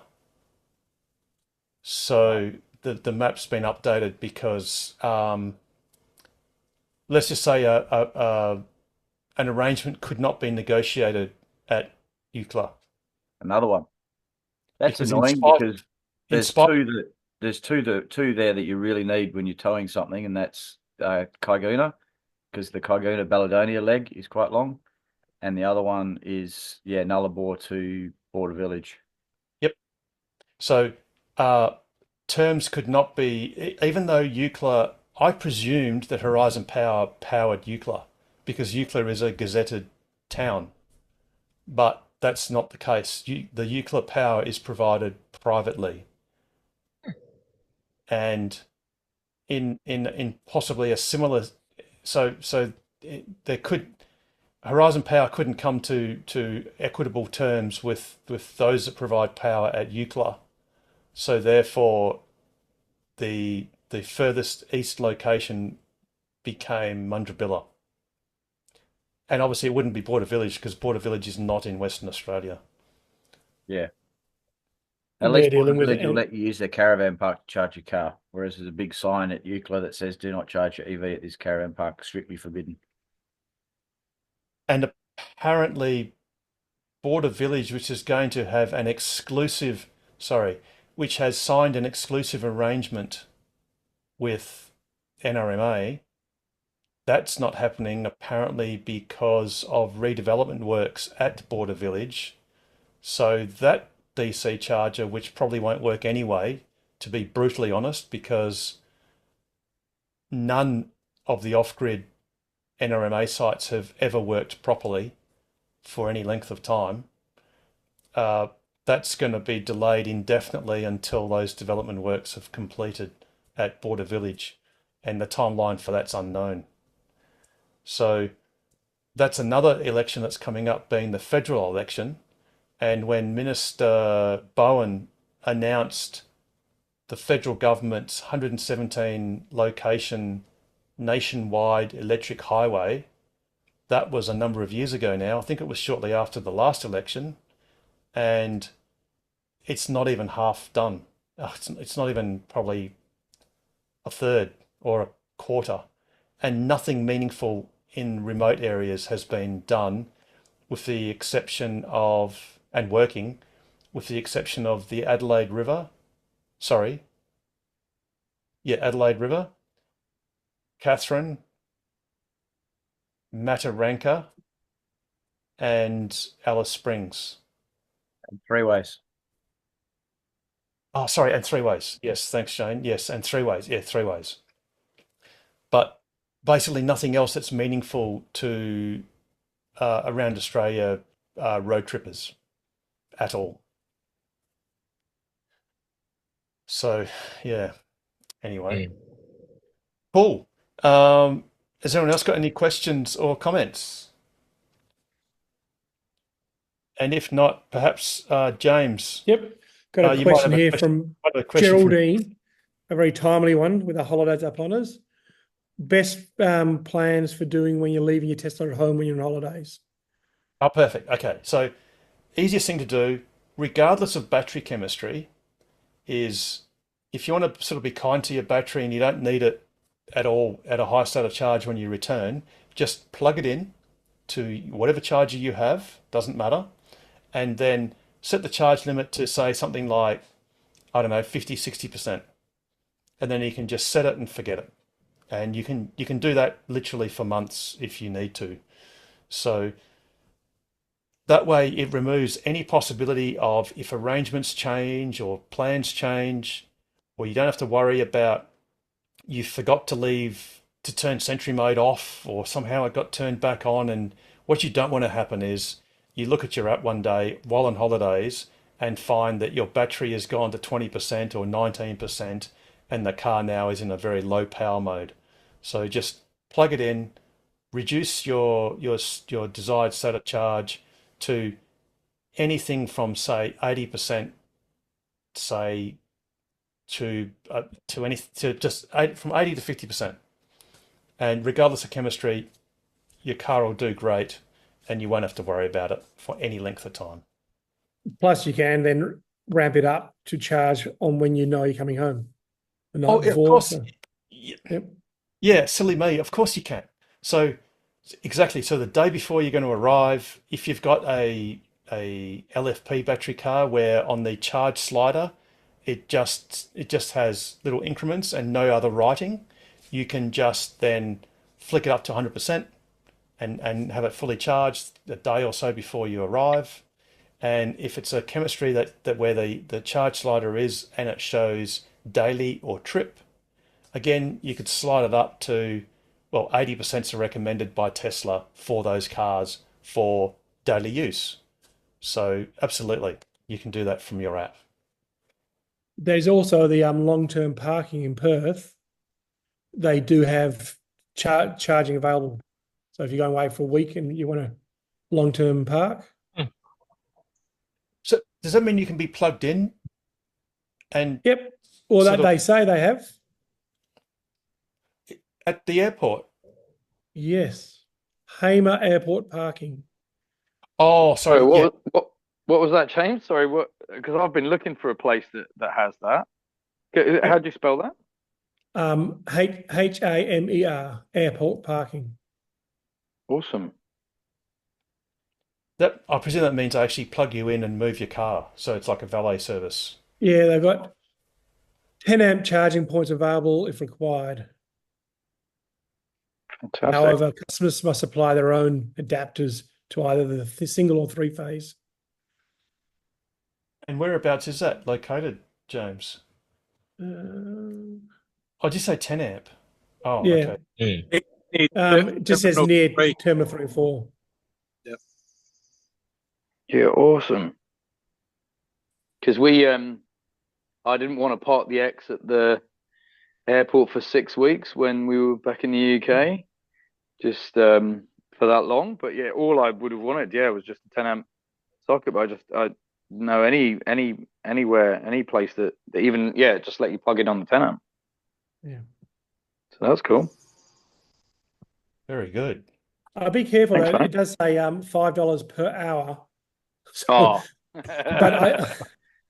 but I think Okay. Yeah, I think you can organise to have them plug it in for you, but you wouldn't want to leave it there for 3 weeks.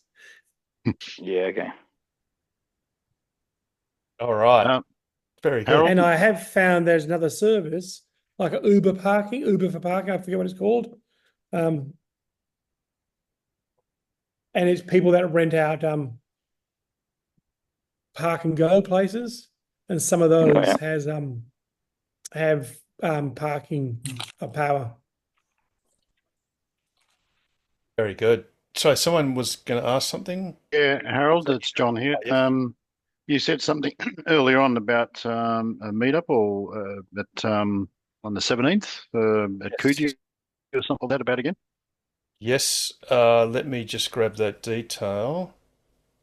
Excuse me. It's a casual, casual meetup, and it is, once I find my inbox. The boat show. There we go. So it's casual Coogee meetup Boat? at the Coogee Boathouse. So that's Boathouse. at 72 Pantheon Avenue in North Coogee. So was that And- set to Pantheon? 72 Pantheon. So 72 Pantheon Avenue in North Coogee. And that starts from 6 p.m. onwards on Tuesday, the 17th of December. And that Okay, is thanks. locally our, I guess you call it our Christmas party or end of year party. And Thanks. anyone absolutely is invited, friends, whatever, you know, even if you don't own a Tesla, and you just want to find out more about them or just socialize with other members. And again, it's totally casual. You don't need to, there's no tickets, there's no booking. You just turn up or not on the night. So, yeah. We'll all be there. My mate Gerard with his Model Y and his wife will be there. So Very good. got Very some numbers in the door. Fantastic. I hope What's the date? I haven't even had a look yet, Harold. 17th of December, Damo, this coming Tuesday. And it's at the You want a Coogee shift, Boat, Damo? which is Yeah, just I can't. Yeah, I'm on day shift, Richard. I won't be able to make it. Yeah, mate. yeah. Is No, there any Chatamo charging available down there? Because I'll be in the Leaf. Ooh. You're not welcome. No. And you'd have to probably struggle to make it back too. Yeah, we're going to Jack's tire in Kwinana because they're doing did such a great job with the Tesla. They're doing a tire rotation on the Tesla, and we're taking the Leaf down there because they've got a charger there, so we could make it back. Actually, we might just leave it there. Actually, they're hang on, there's DC charging. Here we go. Let's have a look. 6 chargers. Oh. Yeah. CCS, I'm like, very sorry. There is actually a CCS to Chatamo adapter, James. Oh yeah, how many hundreds of dollars? It probably costs more than the value of the Leaf. So Of the Leaf. yeah, it's several $100s. It's made in China like everything else. And apparently it works really well. But yeah, it probably wouldn't be worth it. Alrighty. Any Makes me laugh about plug I have a Chatamo When you hang on. to Type 2 No, adapter. so Richard, Damo was just talking just then, but sorry, yeah, I go was just Damo. saying, I laugh about plug share, like when you go on a surf, like just looking at charges around the country. Yeah. You open up the photos, Harold's car's always there, wherever it is. Yeah, well, someone's got to drive around this joint. It dismays me when I see some places that I know are fairly busy, and I'm not the only person that's posted 5 weeks ago, but or even longer.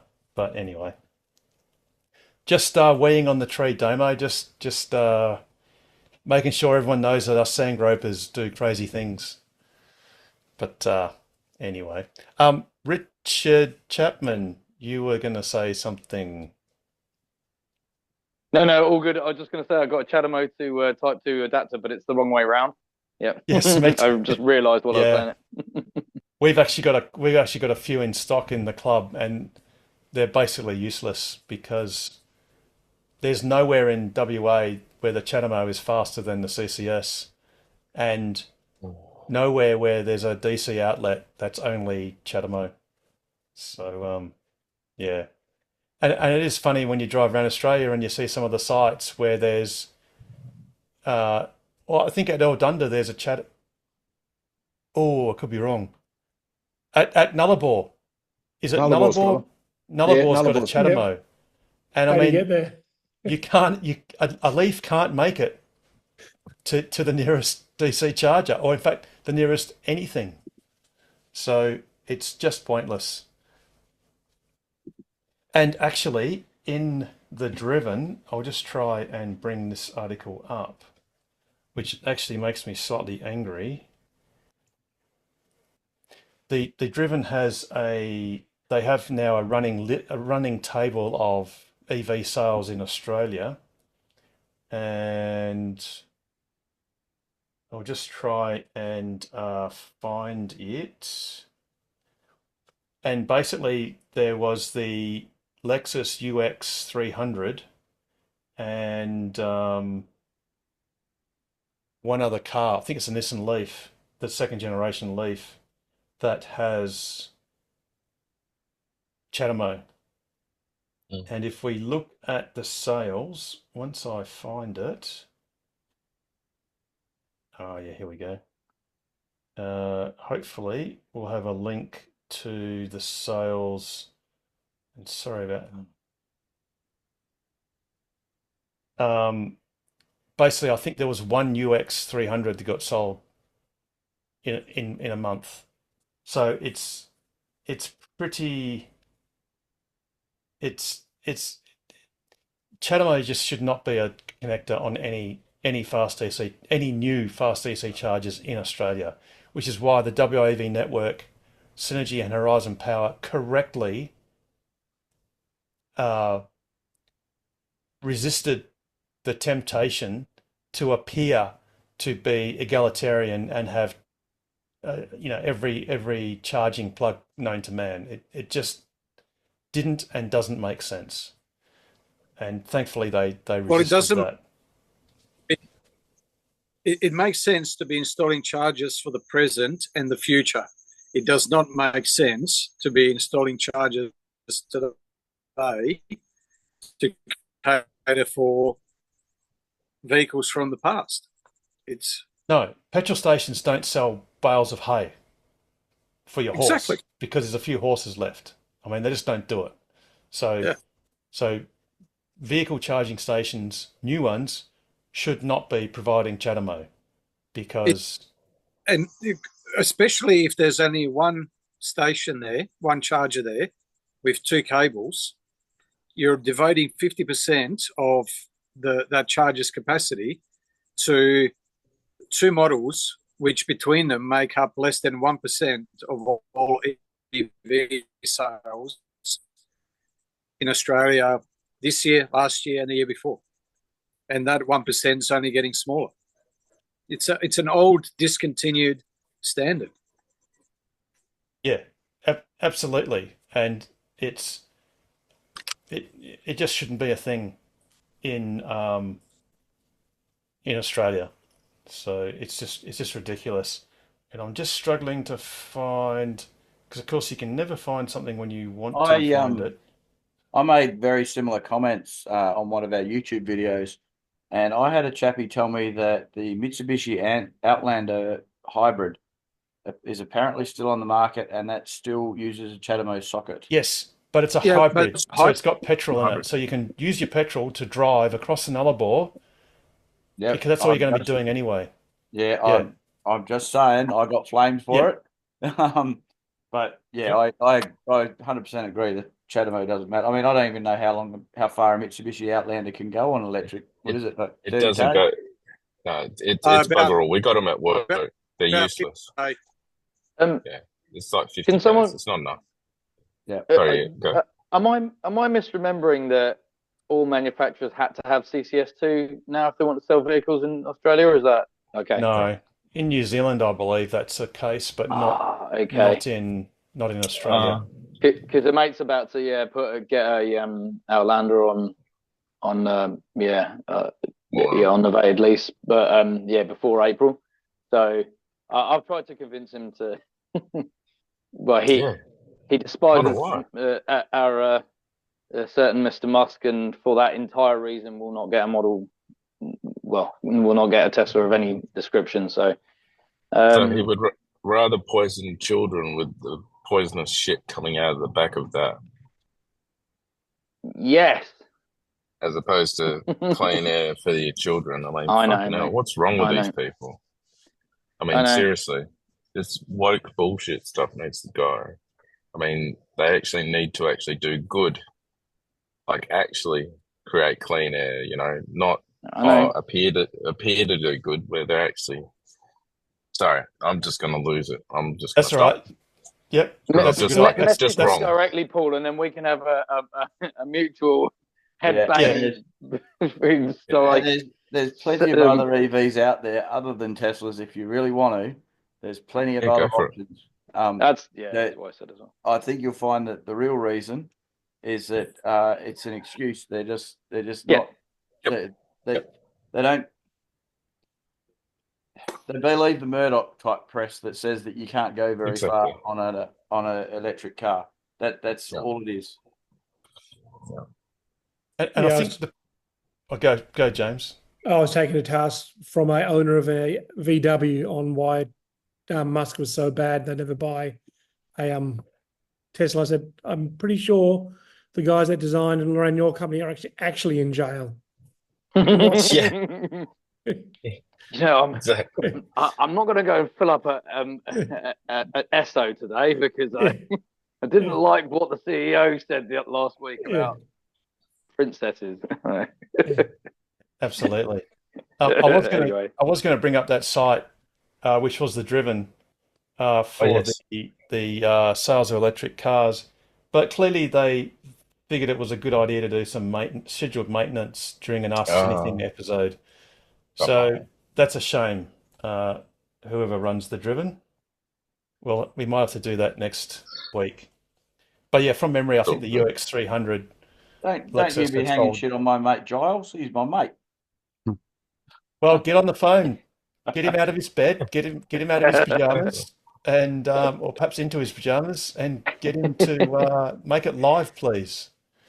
We live in a 24/7 economy, and just because that wise man from the east is in bed doesn't mean that we are.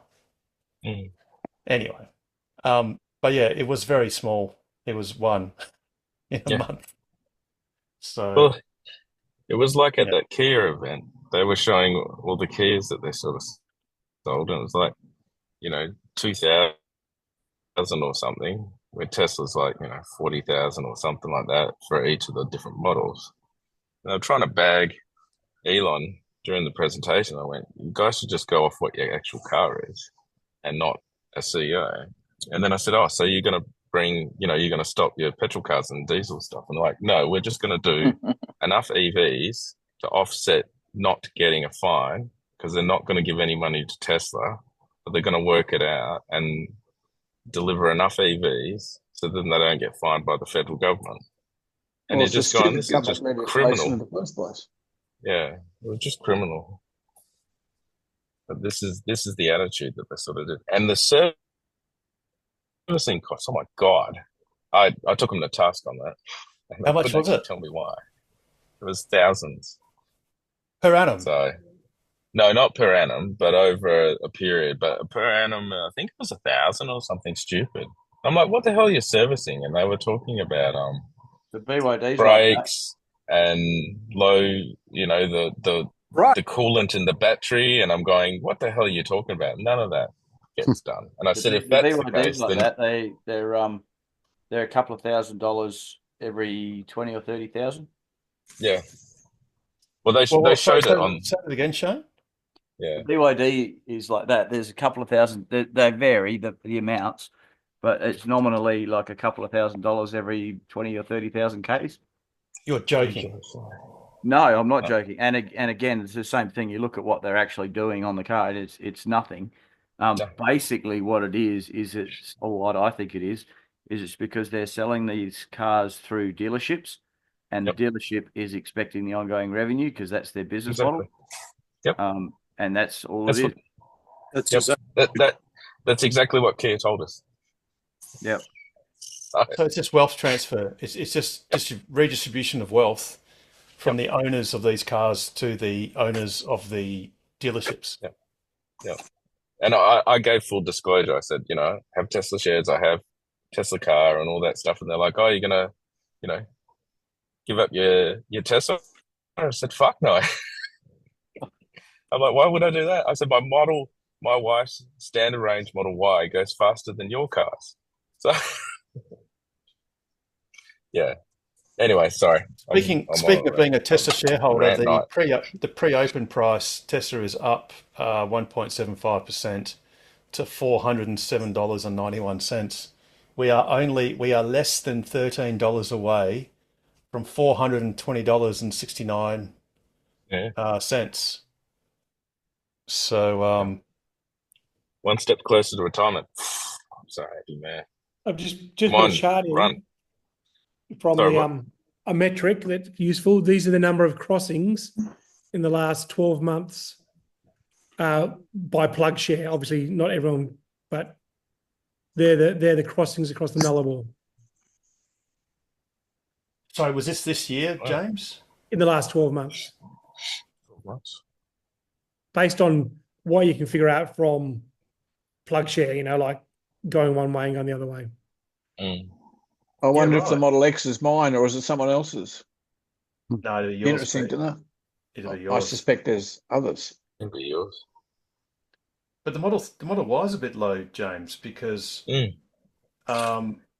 Oh, this is individual, so you'll be in there 4 times. oh, Yeah. sorry. Yeah, Yeah. right.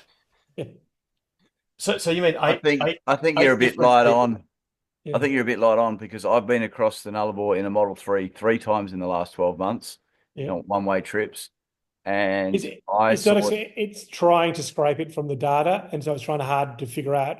and multiple I logins. saw 2 others on my trip. Yeah. I saw a couple too, Shane. Yeah. They might not be checking in at plug share. Yes. Yeah. Yeah. But it's interesting to see how the numbers are. As you expect, Teslas are high. Kona's Well, are It seems like Tesla's about 15 out of the 30 odd, 32 odd. So almost 50%. So I even passed Rob somewhere near Claire, I think it was, somewhere. I didn't realise it was him until I went past him, but I did wave. yeah, it is funny. These days you can see Teslas in the middle of nowhere. It is pretty cool. Around every bloody intersection there. no Yeah. waves. Well, a couple of the charge points that were absolutely chockers, you know, up to 3 and 4 cars waiting in some locations. Keith was one. Wollongong was always full. Wollongong had a woman drive in front, was just walked away, and I pulled her up and said, well, you can't do that. And she just gave me the finger. But a few places, Albury was another one where a petrol car parked beside me and another guy on a Tesla unplugged and walked back into the commercial club. There's a lot of bad behaviour on some of the charges. On the other hand, though, there's some brilliant people you meet at those charges, so that does balance it out. I think it shows that now EVs are becoming more mainstream. So rather than there being a dedicated band of true enthusiasts who are very collegiate, and I dare say the very earliest adopters would have immaculate charging etiquette and that sort of thing. I guess a sign of the success of the prevalence of EVs is that all strata of society, including those that are extraordinarily selfish and badly behaved, do now have EVs. So I guess you could just say the average EV driver these days is just like the average any driver. And I guess for better or worse, that's kind of a good thing in that sense. Well, I forgot to mention, I think I went to one where you hadn't been, Harold. I don't think you were Wollongong, were? Look, there's a lot I haven't been to. I didn't find them. I haven't done Mildura. I haven't done that sort of central part. I've mainly done just the coastal regions. Oh, sorry, I've done a little bit of coastal on the eastern side between Melbourne and Sydney. Lakes Entrance and that sort of stuff. But most of it's been the major highways. One day when I sort of retire from doing laps, Actually, that's not going to happen. One day when I do less lap, well, one day when I just do other laps, I'll try and do a bit of a zigzag and pick up some other spots. Have you been to Wagga Yes. Wagga? Yep. Oh yeah, yeah, Yeah. yeah, yeah. But actually, these days you don't go. Oh You no, don't go sorry, on no, the. not been to Wagga Wagga. Sorry, apologies. I was thinking of Albury Wodonga. No, I've not been to Wagga Wagga because that's inland. So no, Yeah. no. The one at Gundagai, if you go over the hill, well, you can't drive over the hill, but my brother's place is immediately, I think it's north from the charges over the hill. Not that you can get there that way. It's the dog on the tucker box, isn't it? Yep. Yeah. So that one, when I went on my last lap, that was closed. They've Didn't have taken power. I think it was NRMA in the back beside Tesla. They've taken those out and moved them to the front, whereas Tesla's still at the back. Yes. Yes, but they had power issues and it was an outage when I went past on my last caravan lap. Sorry. Yes. Yeah, it was. I had to. I charged at Yass. I think that's right. Yass, and then went leapfrogged Gundagai to what's the Albury. Oh, next probably. place? I was going to say Albury? Albury, but it's not Albury. Euroa. It's no, the Euroa. submarine place. No, What's the submarine place? Yeah. There's Europa, this one in Victoria. Yeah, I can't think submarine of. place. Yes, Yeah, it's got a submarine there. yeah. Holsbrook. Holsbrook. Holbrook. Yes. I was saying Holdsworthy. And I was like, no, that's Yeah, No, Holsworthy's the army Holbrook. base. Yes, Holbrook. that's Yeah. it. Yeah. But hopefully, well, I'll find out if I'm presuming that the superchargers were fixed. I know there's power issues because the NRMA had to shut off one of the 350 kilowatt tritiums altogether, and the other one's restricted to 50 kilowatts or something. So because there's a shortage of power or there's some issue at Gundagai. Oh, Gundagai's functioning very well. Yeah, The cool. the guy at Goulburn said he has a Tesla guy there once a week or once a fortnight, just maintaining them. I was quite staggered at that, which is fabulous to hear. And that just demonstrates that is the commitment of a company that knows how to Yeah. get an uptime, an availability rate greater than 99 point whatever percent. Yeah. Is surprisingly, you need to maintain these things, and even sometimes just to check that everything's okay, because if you find a crack in a casing or in the case of the stall, well, next time it rains, that crack could become a serious problem. Alternatively, you could just supply all the car drivers with some duct tape. Do you know an analogy for maintaining, for keeping railways running in the middle of the Pilbara is that we over maintain. We're constantly there. We're always there, so that when the rains come and we can't get there, the sites are as good as we can possibly make them. So, but yeah, you've got to have eyes there because you can spot stuff that's going to go wrong, and it's exactly the same. Yeah, yep. You can't defy physics. Look at all the old bombs cars that are wrecks. Every single one of those where it was a showroom stunner when it was first bought. Even an old Mini Moke probably looked pretty stunning with brand new canvas seats. Even your when it was Model new. Y. Don't know if a Moke ever looks stunning. Tell you what, they're going for a very hot price, and yeah, Glorified Yeah. go-kart. absolutely no roll bar. Oof.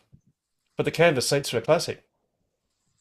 Well, the Ah. legal minimum for a car in the 1960s, it was the minimum, the very least you need to get a car passing the ADRs in 1960.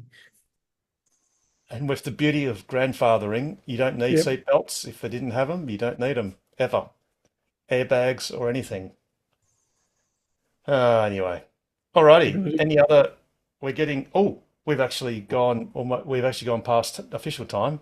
So if we'll go for some any last questions or comments bearing in mind we do have our casual meetup, this basically end of year casual meetup this coming Tuesday, just as a reminder, at the Coogee Boathouse. I think that's right. It's near the Coogee supercharger, or the Coburn supercharger, this coming Tuesday. But yeah, any last questions or comments before we wrap this program up? Just one quick bit of news. Tesla China registered the Cybertruck with its Ministry of Industry or whatever it's called. So is that a confirmed? Is that Tesla No. China though? No, that's just from Tesla Chan on Twitter, on X. He's usually pretty good though, so he's got a fairly reliable track record. But Okay, he because did actually have an image. It was all in Chinese, so but yeah, he did have some sort of an image to substantiate his claim. right, because there was a report that the Cybertruck was registered in South Korea, I think, something like that.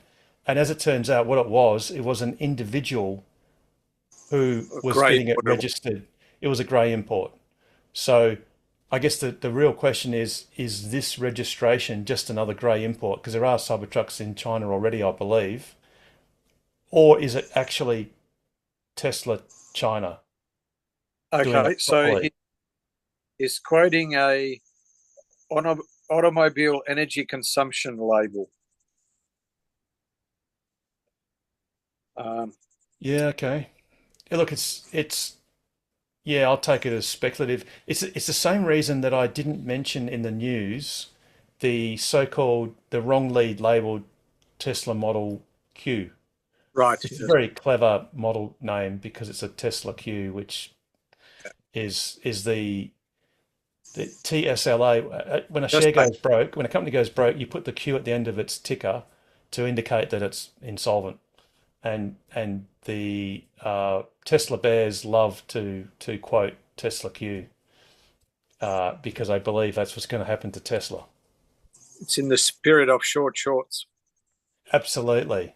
Now, by the way, I do keep a close eye on the Australian government's Rover infrastructure website, which shows all of the approval numbers for Teslas.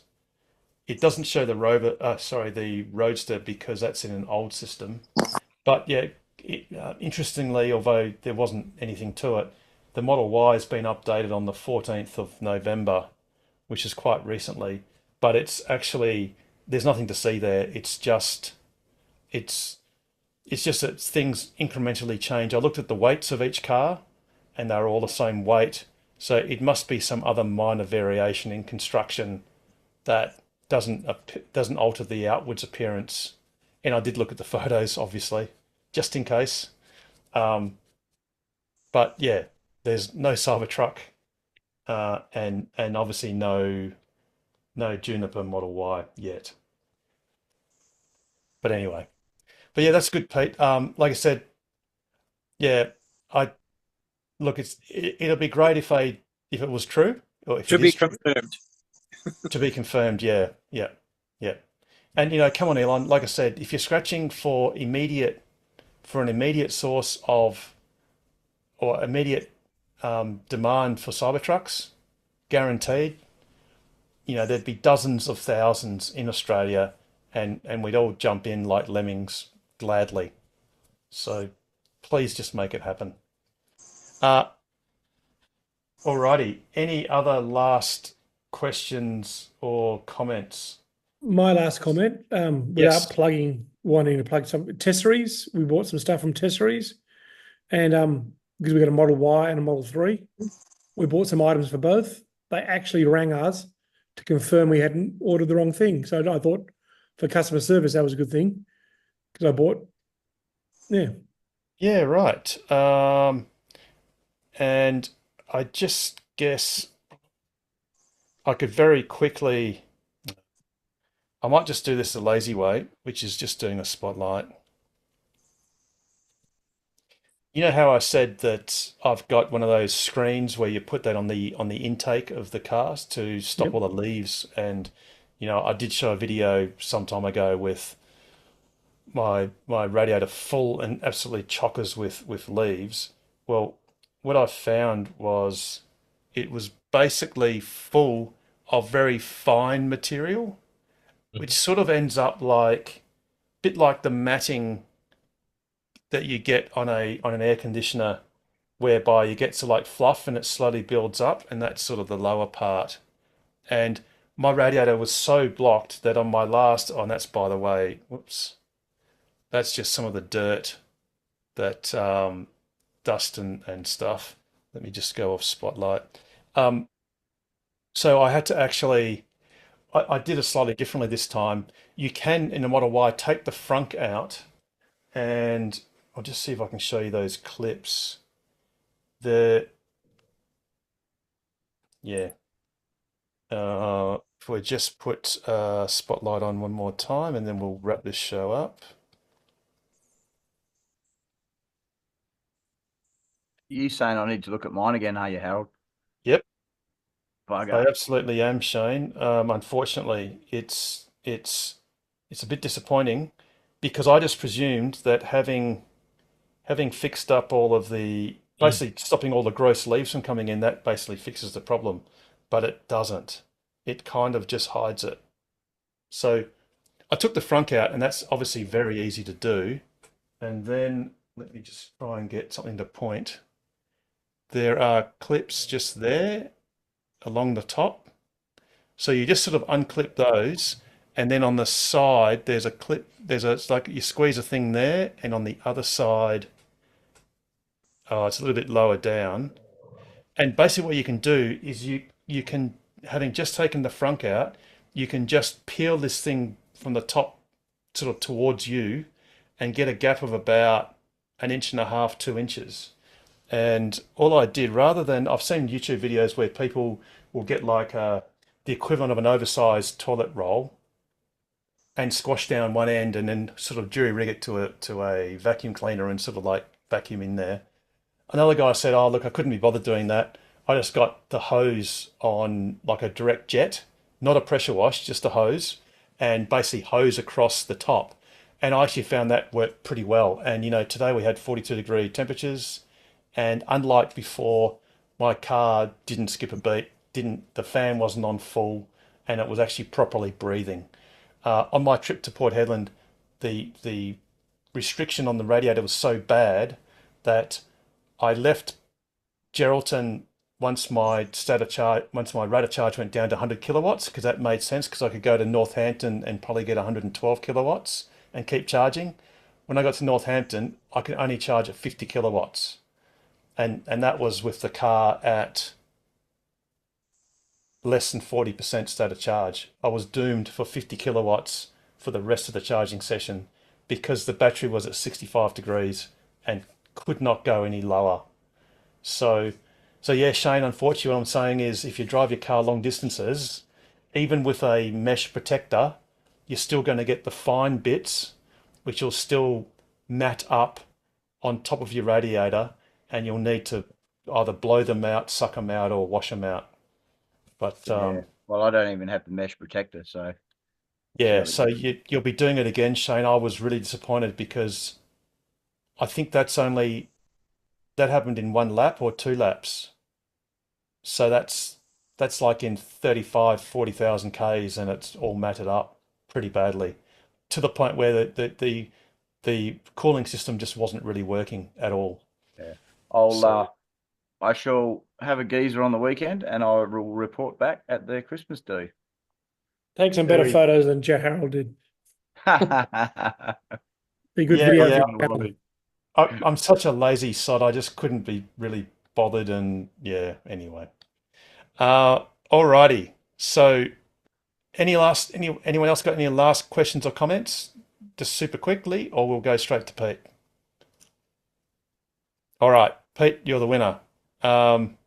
So, how would you wrap up an awesome show like this, Pete, as if we didn't already know?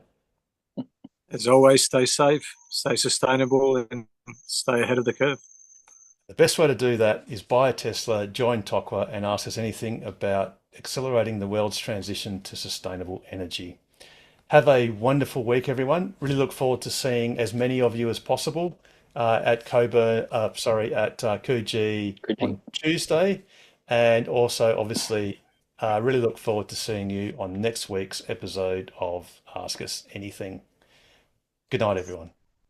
You guys. No.